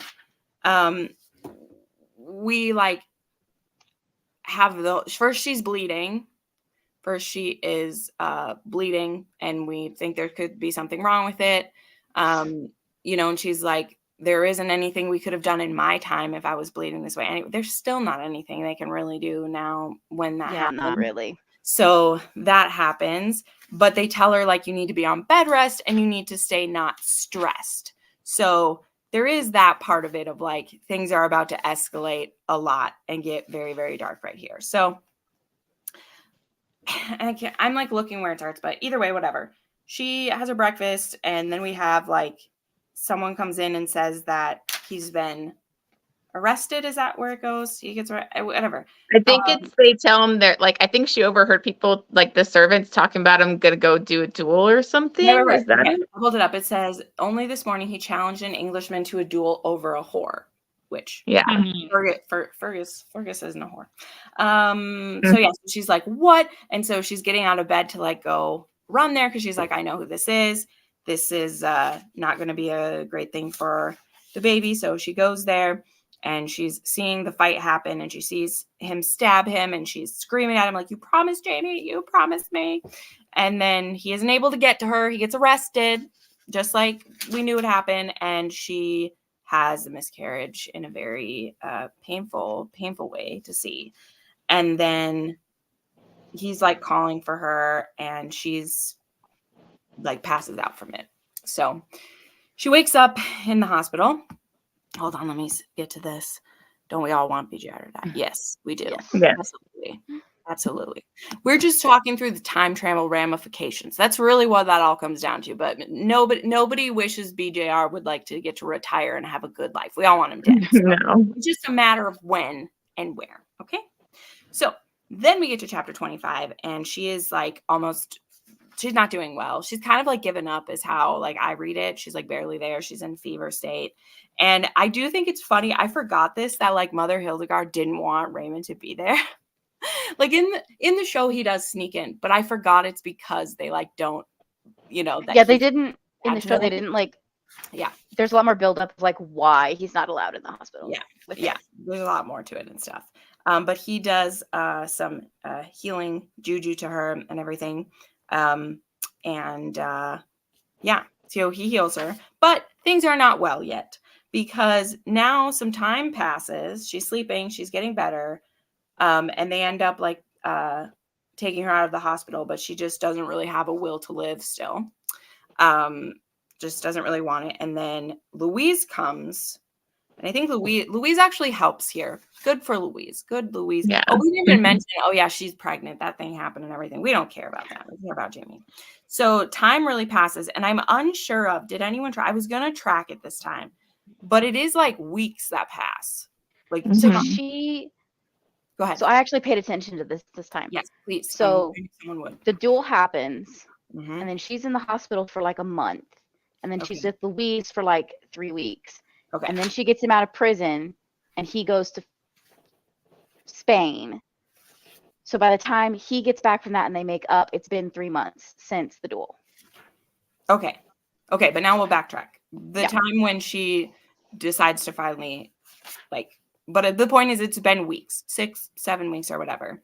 Yeah. And she still doesn't know why he did it. She's just hating him. She's just like, you just sit in jail. I'm just over it. She's even thinking about maybe going back to Stones to get out of there, which is like, she must really be feeling dark if she's feeling that, you know what I mean? Because it's just like, whatever. And then we finally have a little talk with Fergus and we find out what happened to Fergus. And then we immediately, and as does Claire, immediately understands why Jamie was like, fuck no, you're not doing that to a little boy that's under his protection, no less. And, Fergus is blaming himself for all of it. And she's just like, no, like Claire. Because what are you going to do at 10 years old? Because the only thing Yeah. you've seen is like Jamie attacked this guy because of you, and now everything in your life is falling apart. Yeah. So what are you going to do at 10 years old? Yeah. Of course he blames himself. Right, like he blames himself for it, and now Claire knows what happened, and now she has some more sympathy for what happened, and she's like, okay, well maybe I will try to see about getting him out, but like that's gonna be all that I owe him. She's like, I'm gonna get him out, and then like I don't want to see him again. She's still in this of like I don't want to see him again, which is just really hard to read about. Her wanting to do that, but she does. So she talks to Mother Hildegard, who has the connections. The Mother Hildegard is a really fancy nun. She knows people and everything. And gets it hooked up so that she can meet with the king. And I mean, she warns her, she's like, because he's in jail at the king's pleasure, which means it's not, that also still happens. There's a, like in Her Majesty, at her not her majesty. Wow, I just felt sad. Wow, that just randomly stabbed me in the heart by messing that up. Anyway, they still like do that too if you're there for, you don't have an end date basically. So she's gonna have to appeal to the king, and luckily / I don't know, Louis is, like we said, into the mystical things, and he's heard about Madame Blanche, and he's still going to exact his cost that he wants out of this, but first or second, I don't know, whatever. I'm thinking in the show it ends up being at a different time or whatever, but in this, like, she is taken in and is now having to like judge the two magic doers, because one might be good, one might be bad, and her like stone that can tell if stuff is poison goes off, and the comte is dead. We don't care about this stuff really. Although go ahead. I was just saying, I thought it was not ironic, like not like funny, but like ironic of like she was so freaked out about the like price that it was going to cost, and then she goes into this magic thing and she's like, oh man, I wish it was just that. And I was like, yeah, this is kind of, I was just like, yeah, I would agree. Like, right? She's like, at least that doesn't happen for very long, and this is like a whole thing where it's like, it is super creepy. Like, oh yeah, it's just absolutely highly creepy to watch. But yeah, so we get through all of that, and then he agrees to let him out, but he has to be gone. Like, can't stick around, but he's going to be allowed to leave. So, I guess that's when we find out. Weird. I had the order wrong. Sorry. So why does she decide to get him out then? I can't remember now. Because she gets the letter. She gets the letter from the butler that Murtaugh when the ship's gonna come in because they've still got to stop the Oh yeah. Thank you. wine I from totally getting had that delivered. I totally had that messed up because Yeah. she gets him out for that first, and then she finds out. One of my notes is this, and now we know what could make Jamie Fraser break his oath, and it's because Fergus gets raped. That's what happened. Okay. Yeah. Then he gets back, and she had been hoping to be gone before he was back, and it didn't work. And now they have one of the most painful conversations in like Outlander history. Like it hurts me so bad. Hurts me so bad. So she doesn't even want to see him, and he's like, I can't read some of this stuff. Now she, like, I just can't. He didn't even know, if he had a son or a daughter, which is devastating. And her name is Well, for the Faith. first like week he's in prison, he thinks she's dead Yeah. Mm-hmm. because he got taken away before he realized that the hospital saved her. So, like he thinks she's dead for like a week. He just, this poor man, I love him so much. But yeah, so she describes their like daughter to her, which it also should be mentioned, like Mother Hildegard kind of like breaks the law basically to baptize her and bury her and everything. You're not supposed to do that. It's very beautiful though. And yeah, it's awful. It's painful. I haven't asked anybody like what they're thinking of this stuff. I'm literally doing a recount. So we'll pause here about this part. After he says like, I can't do anything, but I hope that I can give you another child someday. So now we've got to the part of this book where we know that this baby wasn't Brianna, obviously. This was Faith, their firstborn, who they still talk about 35 years later. And Claire will be like, oh, she probably would have had her own kids now. We won't think about it. It's just super sad. But Faith Fraser rests in France. And then, they kind of like make up and it's time to leave. And they're on their way back to Scotland. So yes, I'll stop right here.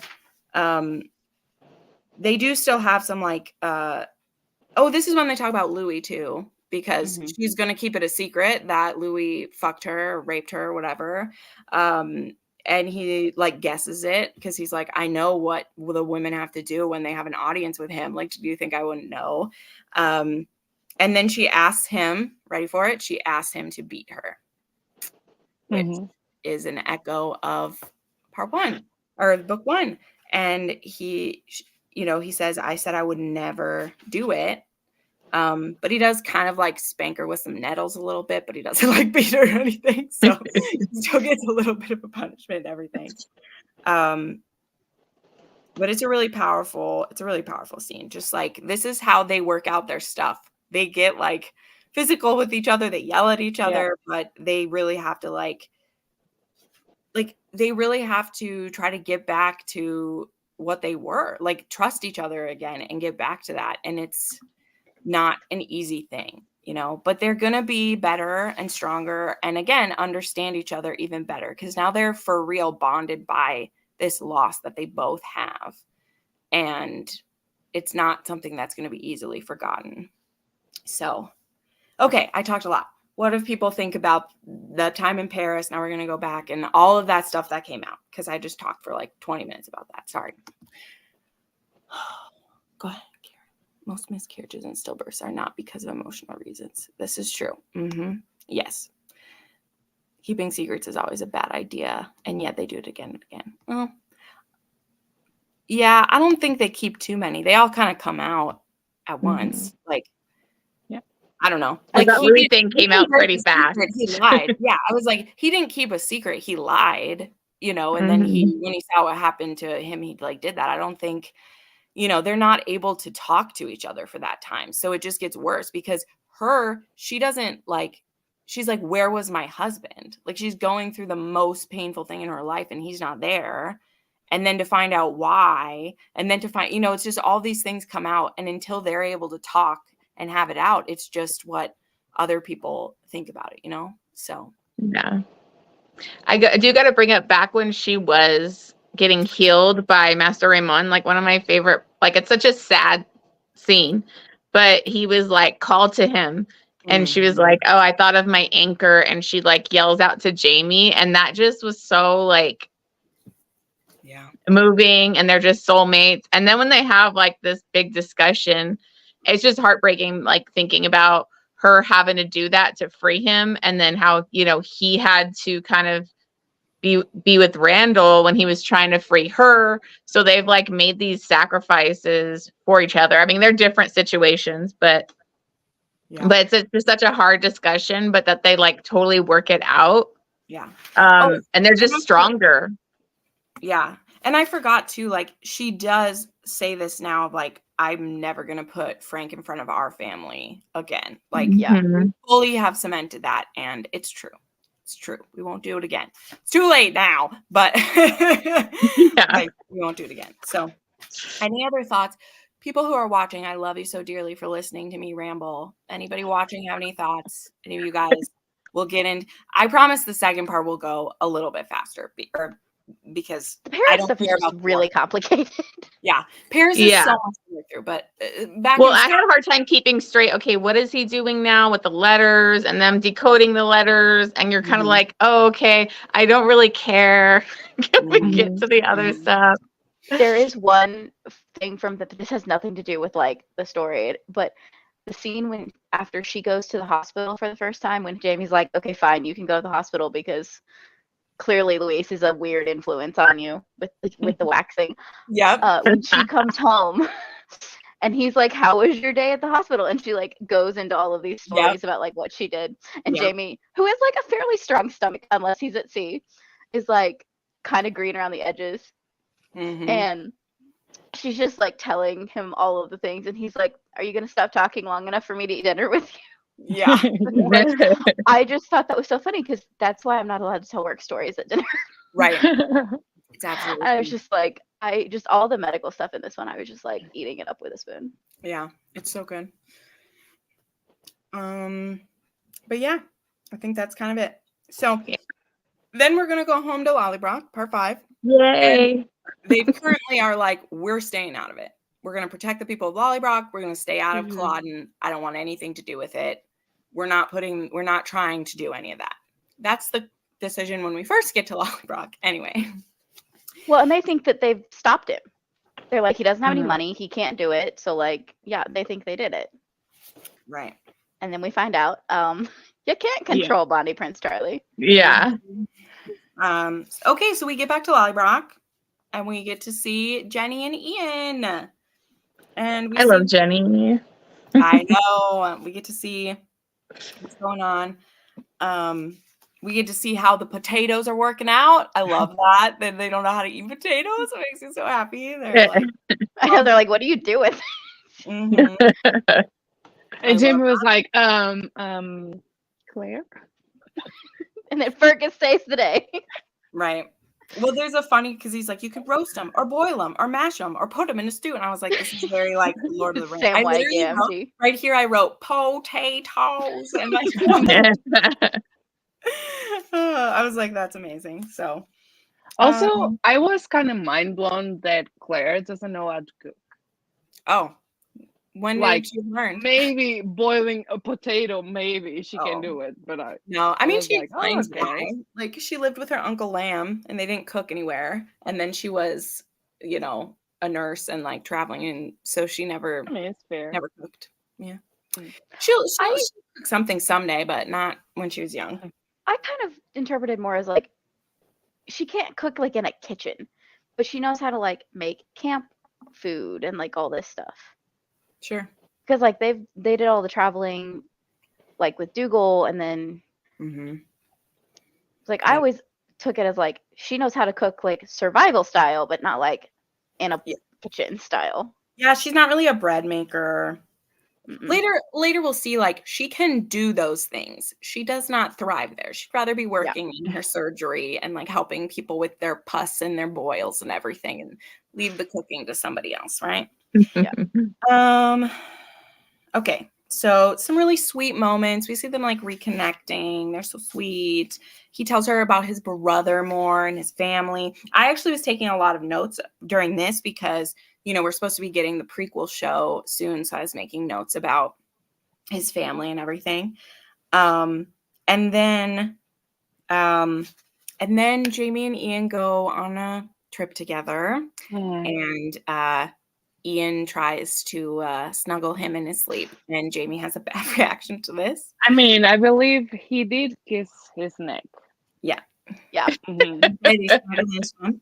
But I do love when he explains it to Claire, because he's like, Yeah. Ian's been married too long. He thinks he's reaching virginity. Which is funny. I love that that's his reason. She's like, okay, tell me what happened. And he's like, what happened is Ian's been married too long. And I just love that. So That so is such like a thing you would say to your brother, like or about your brother or whatever. yeah, for sure. But it's like really beautiful too, because he's like, I punched him and he like felt so bad. But then when he told him what happened and they're going home and like Ian's just like crying on his horse, it's like it's really, really hard to see, because he knows what it means. He knows what that like means, and it's just so hard to see. So Ian's probably my favorite like background character. Mm. I love love him. The Ians are my favorite. Yes. Literally, like, so don't want to watch season 7 part 2, because there's some sad stuff that could happen. But I love that. I know, I'm so sad, but this is anyway, we get the amber, the piece of amber at the end of that chapter 2. Okay, so then we have getting the letters, and we find out that Charles Stewart put his name on something he shouldn't have, and now he has to raise men to go fight, or else. I just want to kill Stewart when he does that. It's like, because okay, and to explain it to anyone who like wouldn't know, is that it doesn't matter now if he doesn't fight. He's on the traitors list, so the crown's going to come after him anyway. Is going to come after him no matter what.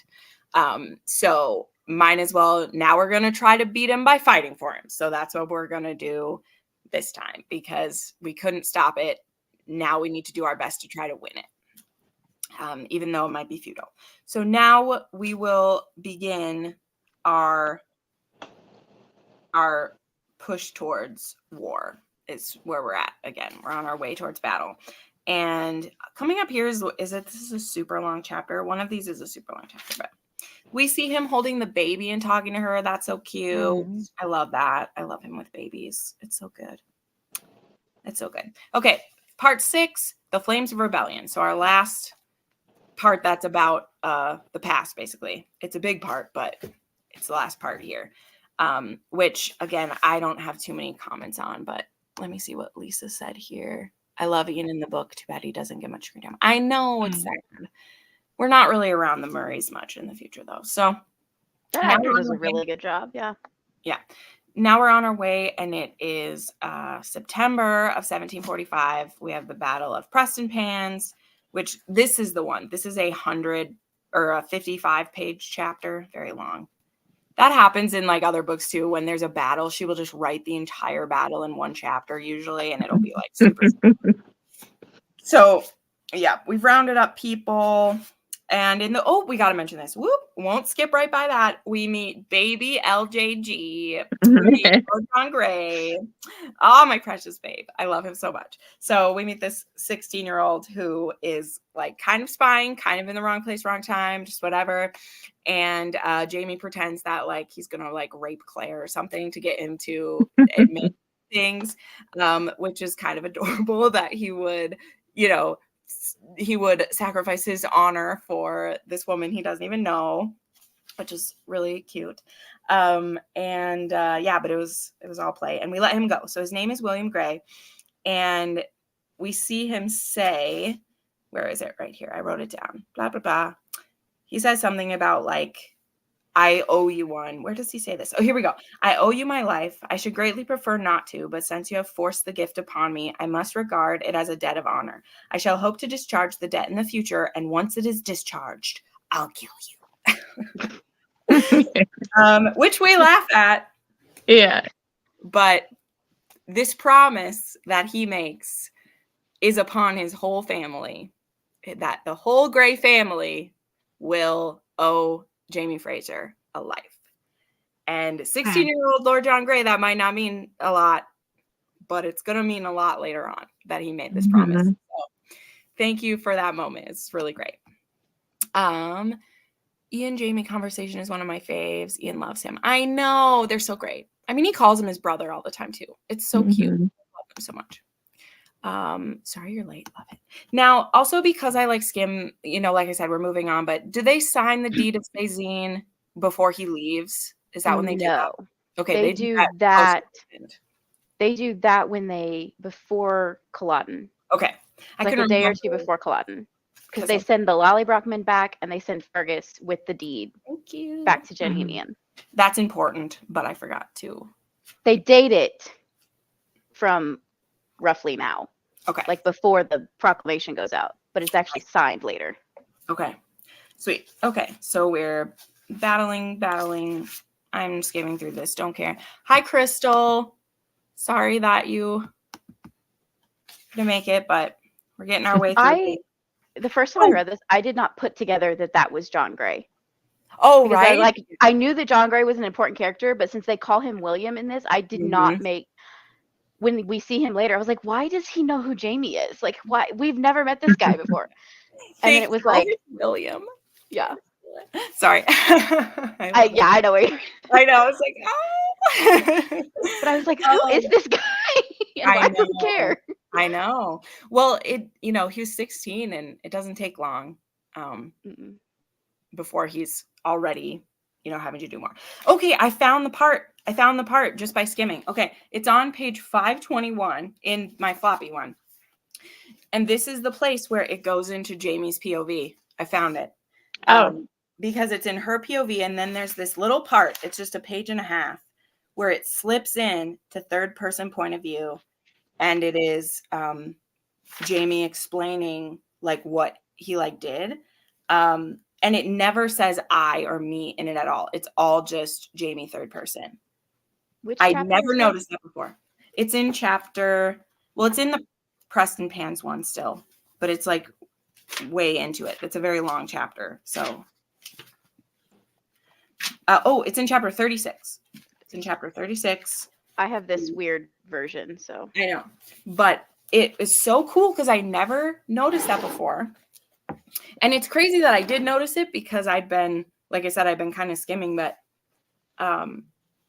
I had noticed a spot where it seemed like it slipped into his head that I mentioned last time. But when I was reading it this time, I realized that it was the whole section. It wasn't just a little piece of it. So yeah, it's the part where it says the night was clear, black, and moonless without the usual cover of cloud. It's where it starts.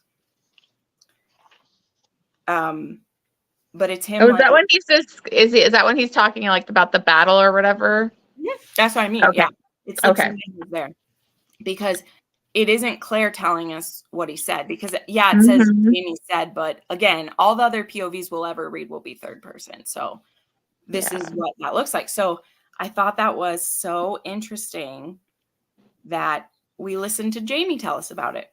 We don't get to see that much. So. And he's listing out all the men, counting them all as a heartbeat. It's so good. It's just he closed his eyes and stared at them all. So anyway, if anyone sees that, there is a part in chapter 36 that is from his point of view. So that's cool. Okay, moving along with this.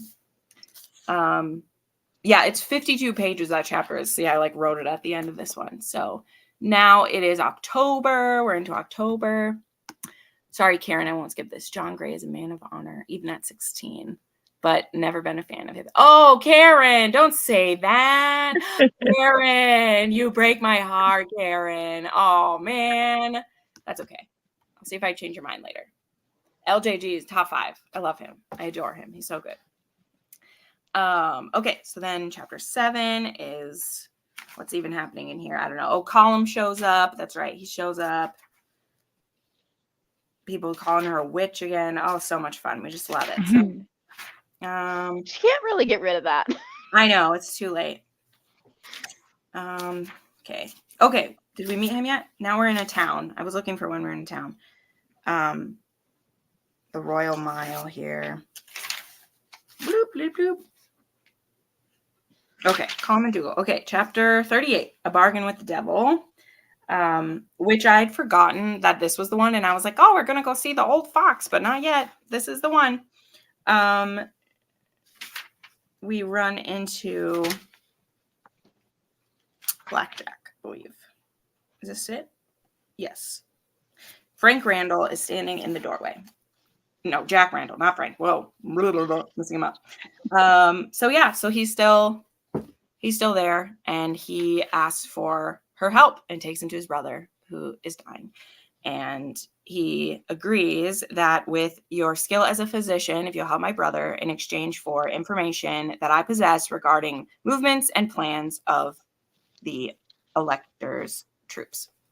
So he's literally offering to turn traitor for her help with that, which is just so interesting. And he has an older brother too. Like, I forgot about that. He has an older brother named Edward, and then Alexander's the younger one. So very interesting to point out too. And this is where he says some very disgusting things. Like, I just have ick written all over my page when he says, like, we're the only two people who knows what he sounds like. And I'm just like, Oh yeah, where he's like I have it highlighted too here because it was just so gross. It was like, whether the idea pleases you or not, my dear, we are linked, you and I. You know, like that they're linked. It's like, ugh, like shut up. Yeah. The touch so warm. Ew, like I can't even read it. The touch of his skin. Super creepy, but also he never says Jamie's name. And Jamie said, you'll never say my name again. Which is, he's so fun. Oh, I never noticed that. Yeah. But you're right, he doesn't. He says it. Claire says, because he obeys what Jamie's injunction was, and he only says he or him. He never says Jamie. Yeah. Because Jamie belongs to Claire. That's Claire's, which I just love. And Claire's like, he told me everything, you know, because he's trying to get under her skin, and it's like he told me all of it, you know, like I was there with him. But he's just being gross. Have you had as much from him as I have? I'm the only, like, the things he says of like, I've experienced him in a way you can't. Anyway, the point being, I'm just showing how disgusting this man is. We don't have to dwell in it. But I'm like, just kill him right now. Because I think I even didn't mention this because, again, I'm talking too long. Like, Jamie, like, stabbed him in the dick anyway. So that's another clue that, like, Frank isn't from him anyway. Yeah. I forgot about that part. Because that's why Claire thinks that he's dead again. Yes. It's because she saw the blood and didn't put it together about where it was. And he says, I kept my promise. I didn't kill him, but I don't think he'll be making any babies. Gotta love it. I just love that, like, he technically didn't break his promise. He didn't promise not to kill him. He just promised not to kill him, and he didn't. Yep. She didn't. Claire overreacted. Yeah. So, yeah. Now, she isn't, like, I believe because she doesn't tell him, she doesn't tell Jamie what she's doing right away. So that's not great. Okay, then we have the fox's lair. We're moving right along here because, oh my gosh, we're going on 2 hours. Poor Daniela will need to go to sleep, so we need to get through this. The fox's lair. We meet his grandsire. So I remember one of the questions I had asked is, you know, how in the first book I was asking, like, what similarities do people maybe see between, like, Blackjack and Frank? Just if there's anything, you know, that was noticed. And I like asking the same question about his grandfather, who is Brian's father. But I believe, because he has kids with many people, because he's disgusting and he would steal wives and rape them, and just, he's gross. We don't like him. But he's very clever, because there's a reason why he's called the Fox. And he's done well for himself up until now, but he's going to get himself in some trouble now. But it's very interesting. And he also has a seer, so that's interesting. Also threatens to, like, have Claire, like, gang raped. That's great. Yeah. And we hear, like, he doesn't think Brian was great or whatever. And, like, we love Brian. Brian's amazing. So, yeah. I don't think I have too much more about that.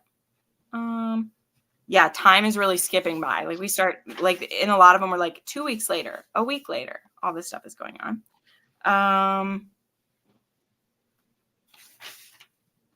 makes a curse So on the guy. Go ahead, jump in. he I'm just ready. goes. I was gonna say he goes to his grandfather to get more troops, right? Yeah, because he's supposed to raise Fraser men. He's told to go. Yeah. To Fraser men. Yeah. Yeah. But he's trying to like stay out of it, and Jamie's trying to say they're going to come for us all anyway. So if you put people in, it could help. Go back and forth. Then, yeah, just going back and forth. Then we have 42 reunions. Who do we see here? Who's in the reunions? Is it Charles Stewart? That's the reunion. Who do we see? Or is this when? Okay, Dougal's back. We see Dougal. We see. Let's see what else. Charles Stewart, blah, blah, blah. Don't care about all this stuff. Get along with it.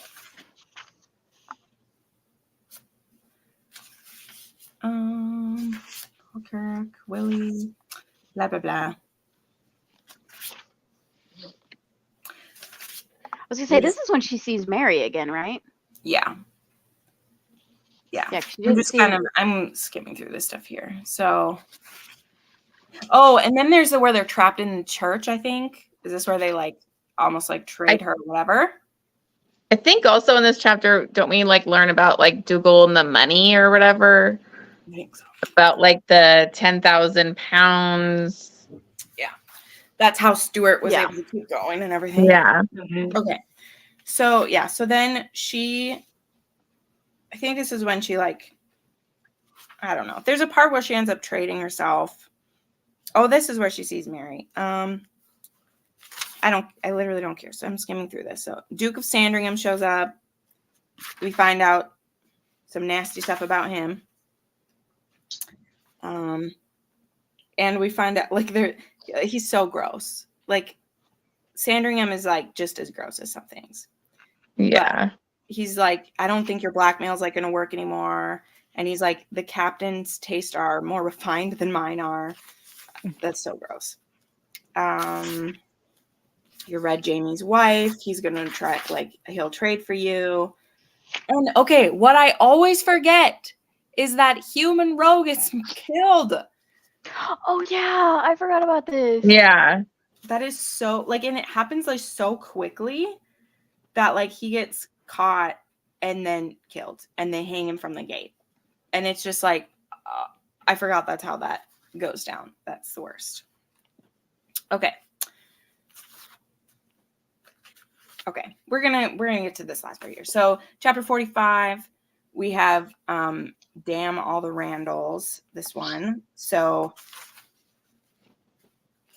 this is when Alex is gonna die, and we find out that the reason that Jack Randall is married to Mary is because Alex asked him to marry him. She reminds Randall like he's gonna die soon, and it's like, well, then she'll get his pension and she'll get his like livelihood if she dies as his widow. So they literally get married just for Alex to die, and we know that she's pregnant, and we've secured the line to Frank. There we go. It exists, and none of it had to do really with Randall at all. So that was just so great. We could have just killed him. Right? We really could have. The old stock Mackenzie's rather than Jamie. Very true, Karen. I like that. Good Yeah, point. I see a lot between the grandfather and Colum. Just like the way that they. Yeah. Hugh dying is so sad. Love how it plays out with Caroline. Yes. I love that. Because he's also getting his vengeance for not being able to save them from the rape, because we find out who was like responsible for that happening. And so he gets to get his vengeance, which I love. Are we just going to skip over the end of saying Yeah. Nope, they told you, Amanda. Amanda, we're going on 2 hours. I need to get us to the end here, okay? It's going to be a 3-hour show. This is still one of the shorter books, friends, okay? We're going to have to start doing what I did for Sarah J. Maas and take a potty break midway through. That's what I would do when we did those. Okay. So It does bring up the point that like little things that you think are throwaway are not in the series. right.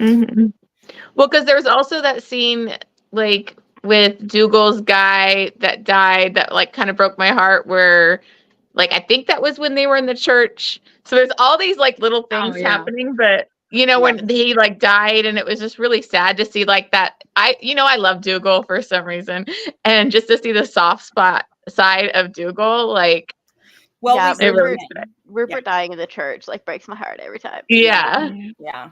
So, okay, then we're at chapter 46, and now it's really, really going here. So we're on April 13th, and we are pushed towards the moor. Then it's April 15th, which is the day before.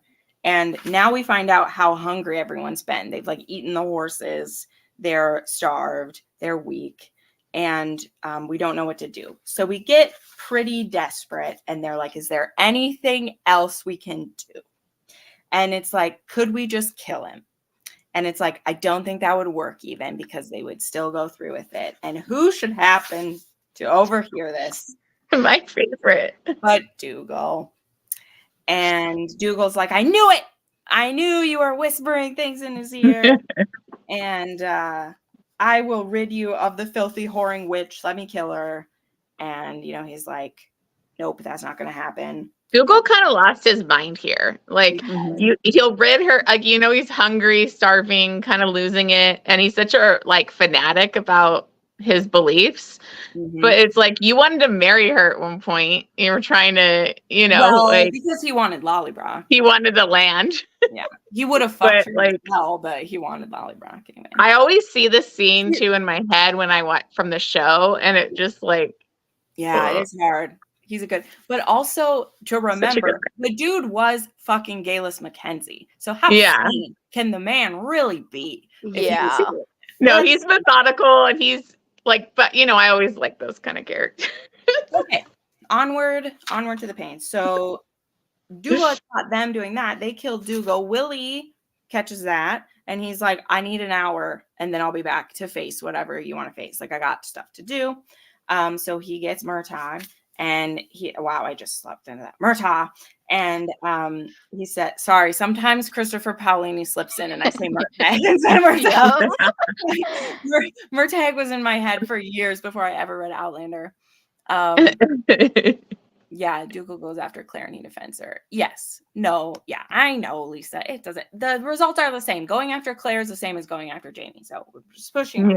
Kills Dougal Mackenzie. And this is when we get the deed of Sazine. And so he leaves the estate known as Broch Turek to James Jacob Fraser Murray, which is his nephew. And it will be administered by James Murray and Janet Fraser Murray and Ian Alistair Robert Murray. And so, yeah, until the age of his majority. So by leaving it to his nephew, we will see later on that this was like a huge move. This seems small, but this literally is everything in the coming years that we will see. The fact that he did this is a huge saving grace for at least Lallybroch. Anyway, it's very good that he did this. So yeah, so we send the Lallybroch men away. And now if we think back, right, that like is kind of what she was looking at in the future. And she's like, did they really get away? How did it work out? Because she didn't look it up then. Yeah. So Fergus will take it. You get this to my sister. Don't fail me. And now he says, it's time for you to go. And she's like, no, I'm not going to leave. And he's just like, we're going. So we're on our way. It's very sad. It's horrible, everybody. Okay, it's awful. I won't read the whole thing, but I want to. This is some of my favorite stuff, even though it's awful, because it's just, he's so good. And he says things of like, I can save you and I will. And she's like, why do you get to die and I have to live? And he's like, believe me, I have the easy way, but I'm also not pregnant. And we drop the bomb. Now we know that Brianna's the reason why she had to go, because Jamie's a farmer and he knows that she's pregnant before she did. And it's so sad. He's like, tomorrow I will die, but this child will be all that's left of me. So you have to see it safe. I'm dying right now. I'm dying right now. I can't handle it. So then they make love one last time, and then she asks him to mark her, this is something I absolutely love. I'm sorry, I love this. They like carve their initials into each other's hands, which is very powerful. And then and then this is one of my favorite lines. He says something to Frank. He says, I will leave it to you what you tell him. Likely he'll not want to hear. But if he does, and if you can find to talk to him of me as you have done of me to him, then tell him I'm grateful. Tell him I trust him because I must, and tell him that I hate him to his guts and to the marrow of his bones. So, and then he asked her to name the child after his father. And then all at once, the brush below me parted. An English soldier was running towards me, and I hurled myself through the rock. And that's it. And then she has to go back. That's awful. Yes, I know. I skipped over the quote because I was crying. Yes. It is. I know. This is the That's best what I have. I That's was fine. looking at it right here. It was like, I'm so sorry, oh, Ruth. I'm so sorry. I didn't mean to. I was focusing on like the sad stuff. This is what all because he says like he's waiting for her. Good call. I'm so sorry. That is sacrilege that I did that. Because it was at the bottom of my page. I literally my entire page is purple. So I missed that note down here. But he says he's gonna wait for her. He's gonna wait for her. I wonder what that means. 200 years from now. Soldier waiting in the rain for his love, maybe. I don't know. Dougal wanted Lallybroch. Yes, he did. The initials is one of my favorites. I love that. Dougal wanted Lallybroch. That was amazing. One of my favorite quotes. Yes, it's so good, Ruth. I am so sorry. I totally meant to read that, but then I got sad. Okay. One thing Go I was ahead. gonna I know. say I think about- I like posted that on Instagram right after I read it because I was just like, oh, I just give me chills. It's one of the most quoted. There are two Yeah. different Yeah. like, two quotes that are quoted the most, and the other That's one one is of the them. one that's like, if my last words aren't "I love you," it's because I didn't have time. Oh, Love it. Anyway, what were you gonna say? Go ahead, Allie. Well, I was just gonna say about like the initials thing. I always thought that was so like contrast because he literally cuts out Randall's brand and he makes her brand him. Yeah. Like not with a hot thing, but like he literally Yeah. asks her to do it. Mm-hmm. And that's always just been a thing of like, yeah, the marking is one Yeah. of my favorite things. I wonder how Like Frank felt like looking at that initial, like for Right. the 20 He years. doesn't know what it was, though. I don't think Frank knows what it was. Yeah. It's just one of the injuries she has. Like Yeah. she Yeah. dead, you know. I will say, like, I don't entirely get why Frank agreed to just going back to normal because it was clearly never gonna be normal again. Well, he says why. We'll get there. Yeah, He we'll says get there. why. He says why. He, you know, he still wasn't able to do anything in the time, and also, again, like he does love her. I think when she first True. gets back, he's like, it's gonna work out. It's only once, but now the baby's already there, and he loves her. But we'll get to it. Yeah. Okay. All right. So, anything else about the past? It's awful. It's the saddest thing. I know I've kept this going so long, Nicole. I love you. Thanks for watching. It's mighty fine if anyone had to go to sleep. It's Easter Sunday tomorrow, and we're still going. But y'all, if you thought a book club with Jen was going to be short, you joined the wrong party. Okay, or watch the rerun and you can watch it in time because I don't just skim over the stuff. Okay. So now we are back in Scotland in 1968, and we don't have a ton here, but there is still some very important stuff. So Yes. the first thing off is we have her still explaining. She's like, and he was right. I would have died if I'd stayed. Yeah. And then we lived because he loved you. We lived. And Brianna asks the question, how long did you hate me for? Because I hated you for a bit, she says. She says, I hated you. And she says, well, until you were born and when I held you, like you had his eyes and his hair, and that was like, I was glad that he was right, you know? But I think that that's something like, I understand her.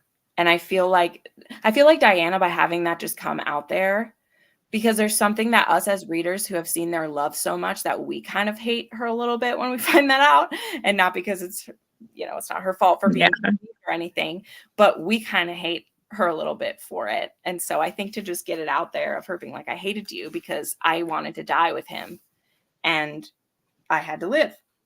And then we have another part that I just love and hate in equal measure is when Brianna freaks out and she says, Frank Randall was my father. He was. I know it.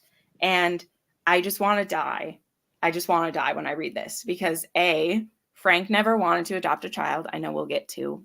He does, but he never wanted to adopt a child. And Jamie said, I will be the father of all your children.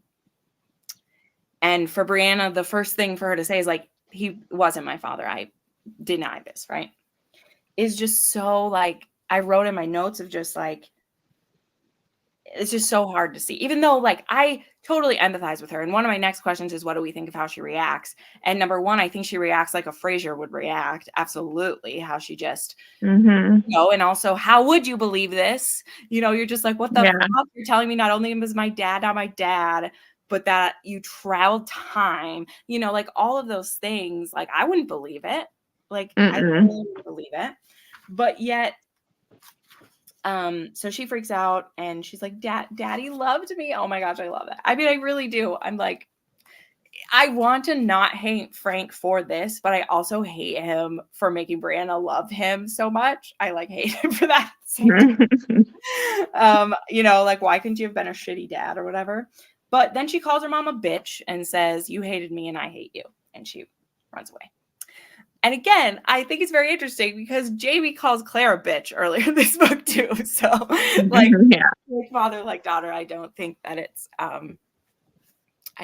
wanted this.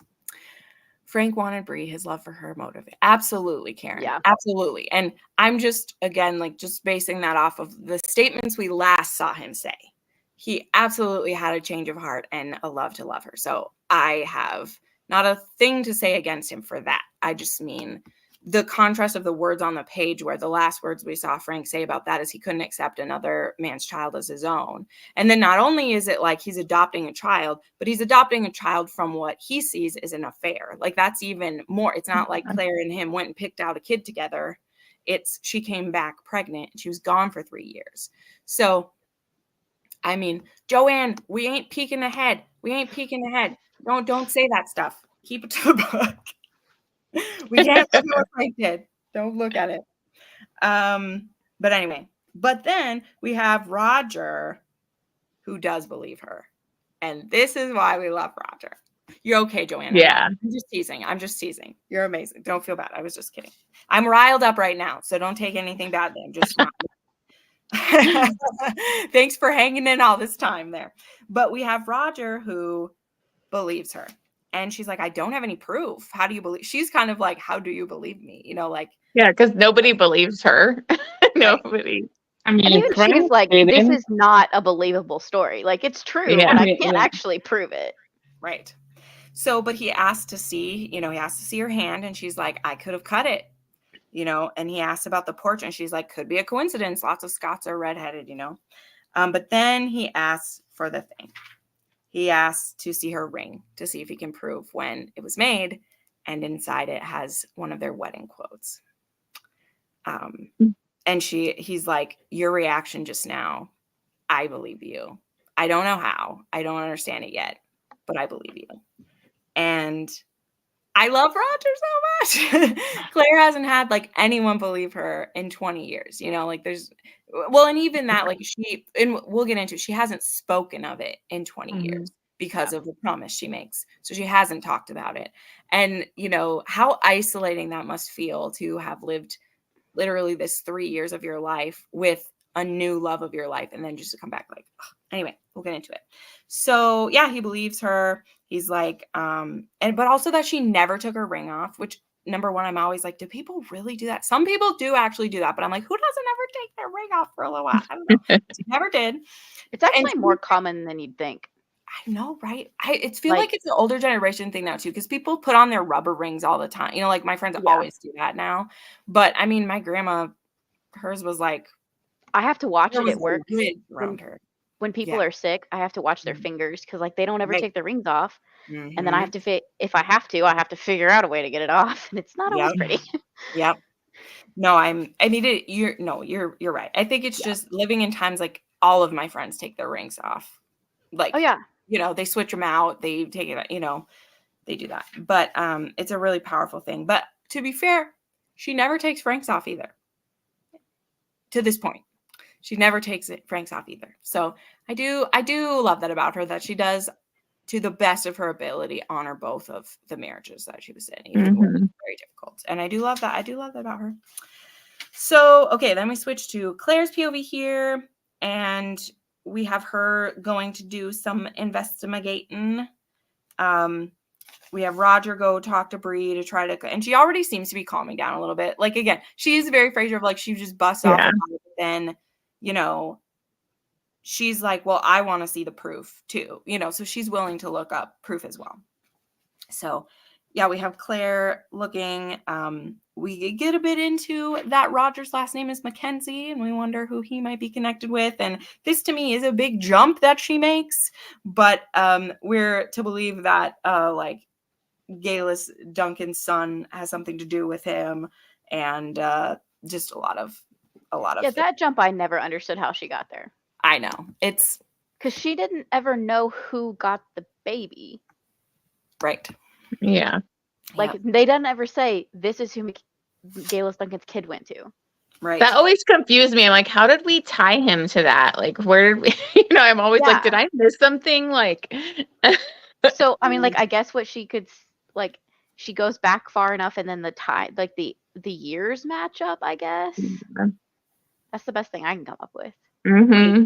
Yeah, hold on, sorry. I have it lined up. So yours wasn't the first adoption. He needed a wet nurse. Died in 1744. So I think I don't know why Galis Duncan's sons gets like pulled into that, but there is also a mention of like, you know, the people who like adopted that baby. But yeah, I don't know how we get to that. Well, yeah, but Claire was never told that back in time. Yeah. Because she's not there, and Dougal's just like, oh yeah, we gave him to this other Mackenzie family. The name of the child they'd lost. Yeah. Oh, okay. I don't know. I'll have to look back through this again. I don't know if she's directly doing that. That's right. I knew it must be when I saw you that. Because she thinks that it's him because of what he looks like. That's what she, you know, which is like, are we really like because of the eyes? Right. We're really saying that? Okay. Anyway.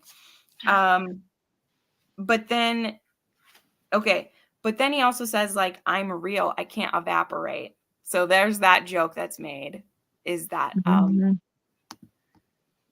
think we are to infer it's when he meets here again before Claude. Yeah, but I don't know that he why wouldn't that be on page? I don't know. Okay, so now we're gonna look up. She mentions the vaccination scar she'd seen on Galis Duncan, and that they had maybe come from around the same time. We don't know that for sure.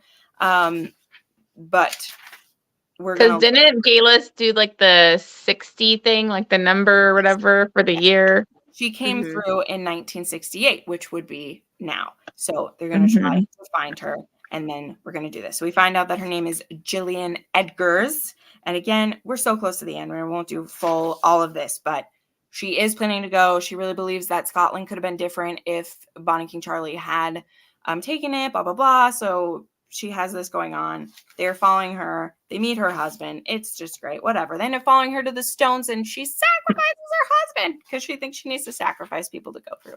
She's crazy. She's crazy. However, she's cray-cray. there is something to be said. It's on the page. You'll have to send me the chapter where that is, because I think I know what you're talking. I think he does say that we waited till the babe was born. He doesn't say the part about her living. Yeah, but that's when she discovers the baby was born. Because before that, she didn't know. It is on the page. That's how she knew. Yeah. Because Colm says we didn't kill her until the baby was born, and then So it is on page that he tells her she's alive. And that's why she's telling him that. He's using an example too of like, well, these two lost a baby and they named this baby the same name as that baby. And so you would never know like who he was actually related to, because people could adopt babies and you wouldn't know because they'd have the same name. So anyway, so yeah, Galis sacrifices her husband. Oh, but where I was going with that. But what's also interesting about that is some things we'll find later is her doing that actually give her more of a boost and more of control. Yeah. I'm not going to fully dive into that because we have many more books to go with it, but it is interesting because she's there before Claire, right? Claire went back before her and was there after her. So it's like Galis went like 250 50-ish years back more than, you know, because she's going from 68 to like 41 or something like that. I know it's back then. I don't know the exact year, but the point is she makes a further jump than Claire does. Yeah. When something we'll see about like the present that Claire's in is parallel time to where like you would go, let's say, if you go again, which, you know, we maybe know that's going to happen. Okay. So there's a notebook. She left behind a notebook that Jillian started with all of her like notes on it, which is very interesting and does kind of like, you know, I think a lot of stuff in her notebook is nonsense, but there's also kind of the start of the idea of like, should a time traveler have like a guide? Is it a good idea to do that? What if it gets in somebody else's hands? But, you know, who else in our family might be able to travel? Do we know? And that's what we do find out when we go to spy is that both Roger and Brianna can hear. It. So, Yep. and in fact, Claire almost gets sucked in. They like stop her from going. So they all heard it. So that's a big like revelation for you. It's on page 911. Perfect. Thanks, Amanda. I'll check that in the, I have 3 versions of this book. So I'll check in that one. So yeah, they almost went through. And then he found something to show her. And he found a something written on this piece of paper in this book that listed, after the final battle, 18 Jacobite officers, all wounded, took refuge in an old house for 2 days. Their wounds were unattended and they lay in pain, and they were taken out to be shot. One of them was a Fraser of the master of Lovett's regime, escaped the slaughter. The others were buried at the edge of the domestic park. And it says he was meant to die on Culloden, but he didn't. So, which is also a lot to infer because there are other freaking Frasers there. So he was definitely not the only one. But yeah, okay. It'd be in the mass market, Lisa, because this one's only 800 pages. So if it's on page 911, it's in the... I checked mine, and it's 911 in this version. The mass market size. I don't know if you can see In that. mine, it isn't. So yeah, you have a weird one. So if it's this one, it matches. Okay, all right. All the different versions. You know, I managed to end up doing a whole recap of the half end. That is not what these were supposed to be. So I apologize for that, but I hope you all had a good time. What are our thoughts about our reactions to this now that I've talked about the whole fucking story for 2.5 hours? How are we doing? I mean, I'm very excited to start the next one right away. Yeah. It's a good cliffhanger. Let's just say there are worse ones. That one's a happy one at least. Although it does make me very grateful that I read these after like most of the books were published. Well, there was a really bad one at the end of 8, and I had to wait 5 years for the next one. Yeah. Book 8 had well, not bad, but like a really good thing happened, and it just cut off like a mid-good thing. It was like, I was like, no! And then that book had only come out like a year before. So I had to wait like how many years for it? So how many books is she still 10? There should be one more, doing? supposedly. Oh God. How many years will you have until 9. that? Well, I have no idea how many years. I don't think it'll be 9. Oh, but she hasn't announced it. Okay. Yeah. It's been a couple of years since the 9th one came out, right? Yeah, it was 20. It was 21. It was November of 21 because that's when my niece was born, and I was reading it while I was holding her. So anyway, 9 books are out, but there's a lot of content. We'll be okay.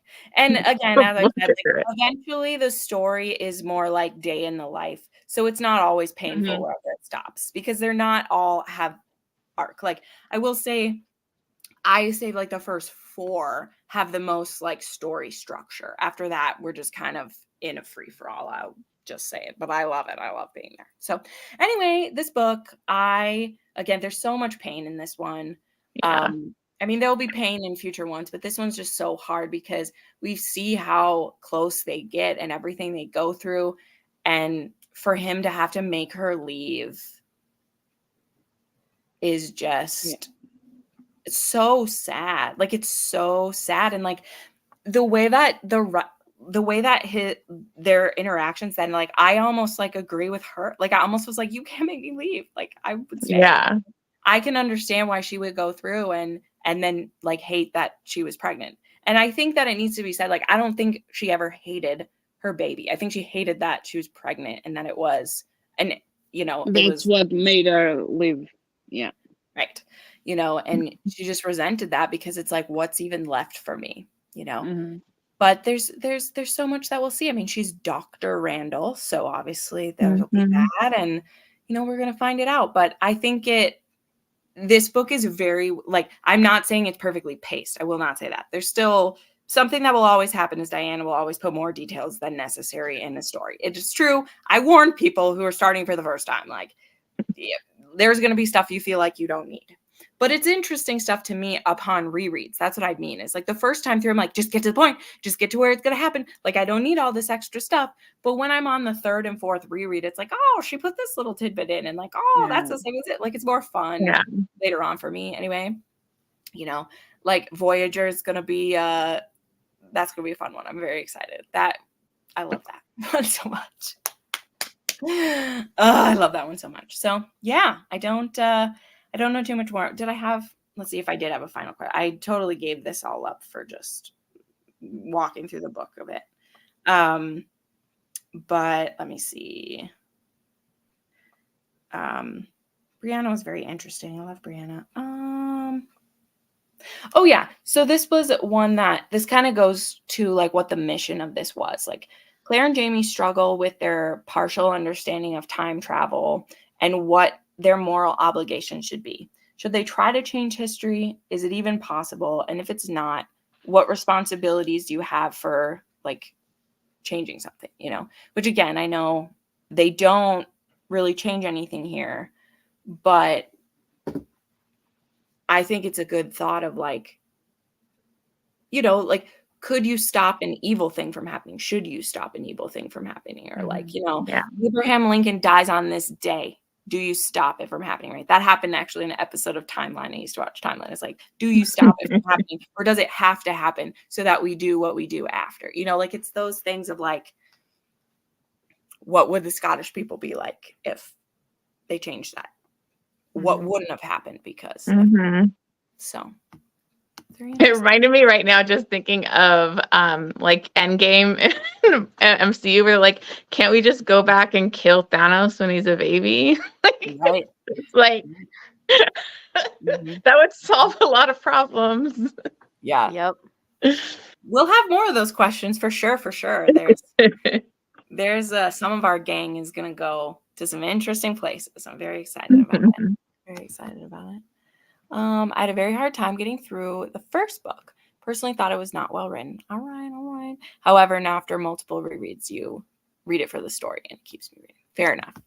You know, it is a very big change from at least what I normally read. I know most of us are romance readers, but not all of us. So for me, I wasn't fully a romance reader, but when I read this, like, I was still reading lots of other things. But even when now being a fully romance reader, when I get into these, it can be a lot for me because you know, the reason why I can do it is because it's Jamie and Claire as the main romance. Like, if I was just reading a different kind of historical fiction that's a couple I'm not this attached to, I would be much more bored. So, you know, if people don't end up connecting with them, or they don't care, or they don't see it as a romance all the way through, then I think you can struggle with it. Like I've said from the beginning, to me, this saga is a romance. It is a love affair that lasts all this time. And all of it happens because of the love and because of what brought these two together. So all the other stuff around the edges, I can just skim off what I don't want, and it doesn't affect how I feel about the story. And not everyone's going to do that, because you still have the right to take a book as it is and be like, this was bad. You know, like people can feel that. Yeah. Honestly, I was going to say, honestly, these read a lot like some of the nonfiction books that I read. Like there's more story, obviously, because it is still fiction, but like it is a lot more like I read a decent amount of like straight up history books, and this is just the fiction side of that. Sure. Yeah, that's what kind of reminds me of like reading like not as detailed as this, but like I read a lot of like the Tudors or like stuff that's like around that time, or like the White Queen. Like I used to read a lot of that. And so like I read a whole book like on just Lucrezia of the Borgias. So, but that's like all history. So I think that's why I'm okay with the amount of history in these books. And then you're willing to stick with it because you love Jamie so much, Jamie and Claire. So I mean, you're not like, it's not just the romance. You got to deal with all the other stuff. But I find it interesting because I never really knew anything about like Culloden and all that kind of stuff before. Right. Now I know too many facts that I don't need to know, but also it's very important. Yeah. I say this again, like I forget how like romantic Jamie was as a younger man too. I just love him so much that he's been through. Just the man that he was already. I just love him so much. So if only he could be real. Yeah. Right. I doubt he would be mine if he was real. So I know. He's fictional. Like, be mine. He is, but yeah. This is one too where I was gonna make this call. So again, I think I shared this, that a lot of people when watching season 2, like watching the show, don't like the Paris part. However, me having now like read this book 3 or 4 times and watching that show a couple times, I actually like how they skimmed a lot of stuff down. I didn't feel that way right away because my initial thing is always like, keep it true to the book. But when you like reread this and you see how convoluted it is, how many characters there are, all these different things, I actually like how they condense it down, because the important parts, like, you know, her losing the baby and their like fights and their emotional stuff, those are there. Getting Fergus, interactions with him, the things that are important for that, they are in the show. Sorry, I'm turning this into a review of that. But when you read this and there's like 300 pages of like Paris and the like, you don't need all of it, you know? At least that's how I feel. I'm not saying it's bad, but those like, I think like 6 or 8 episodes that condense that, I actually think upon hindsight, they do a pretty good job. Yeah. It was actually easier for me to keep track of characters this time since I watched the show. Yeah. Because I'm like, okay, so here's all I need to know about this person. And I'm like, okay, I can pull it out. Because I remember like, especially Louise, I was like, I could not get a hold of her character the first time I read this book. People. Well, then like there is Duvernay and there's the Comte Saint-Germain and Raymond and there's 2 Duvernays. Yeah. In the book they only have the dad, or in the show they only have the dad, but in the book there's 2. Right, there is 2. There's so many. Once you get through it, it is indeed a wonderful romance. For me, it is the history and a long-term romance, a marriage family that grows and supports each other. Yes, I mean, Lisa. Like I said, I love the all stages of marriage in this. And I mean, again, not to like full spoil things for people, but also she will get to see him again, of course. And, you know, 20 years will have gone by. They're not, you know, he's not 22 anymore. And, you know, I'm still in love with him as an old guy too, but I love seeing how he changed and how he's hardened and how he's still the same. It's great. Not a romance reader per se, but I love historical fiction, and unconditional love between them is amazing. Yes. So good. So good. Yeah. And I will also say there's still only like one more pretty big fight coming that she almost leaves, but otherwise they're like never going to fight this bad again. It's kind of the thing too. Like this is like the worst. Right. There's something coming, and then there's one way later on, but that's not really, they're just joking. I know it's bad.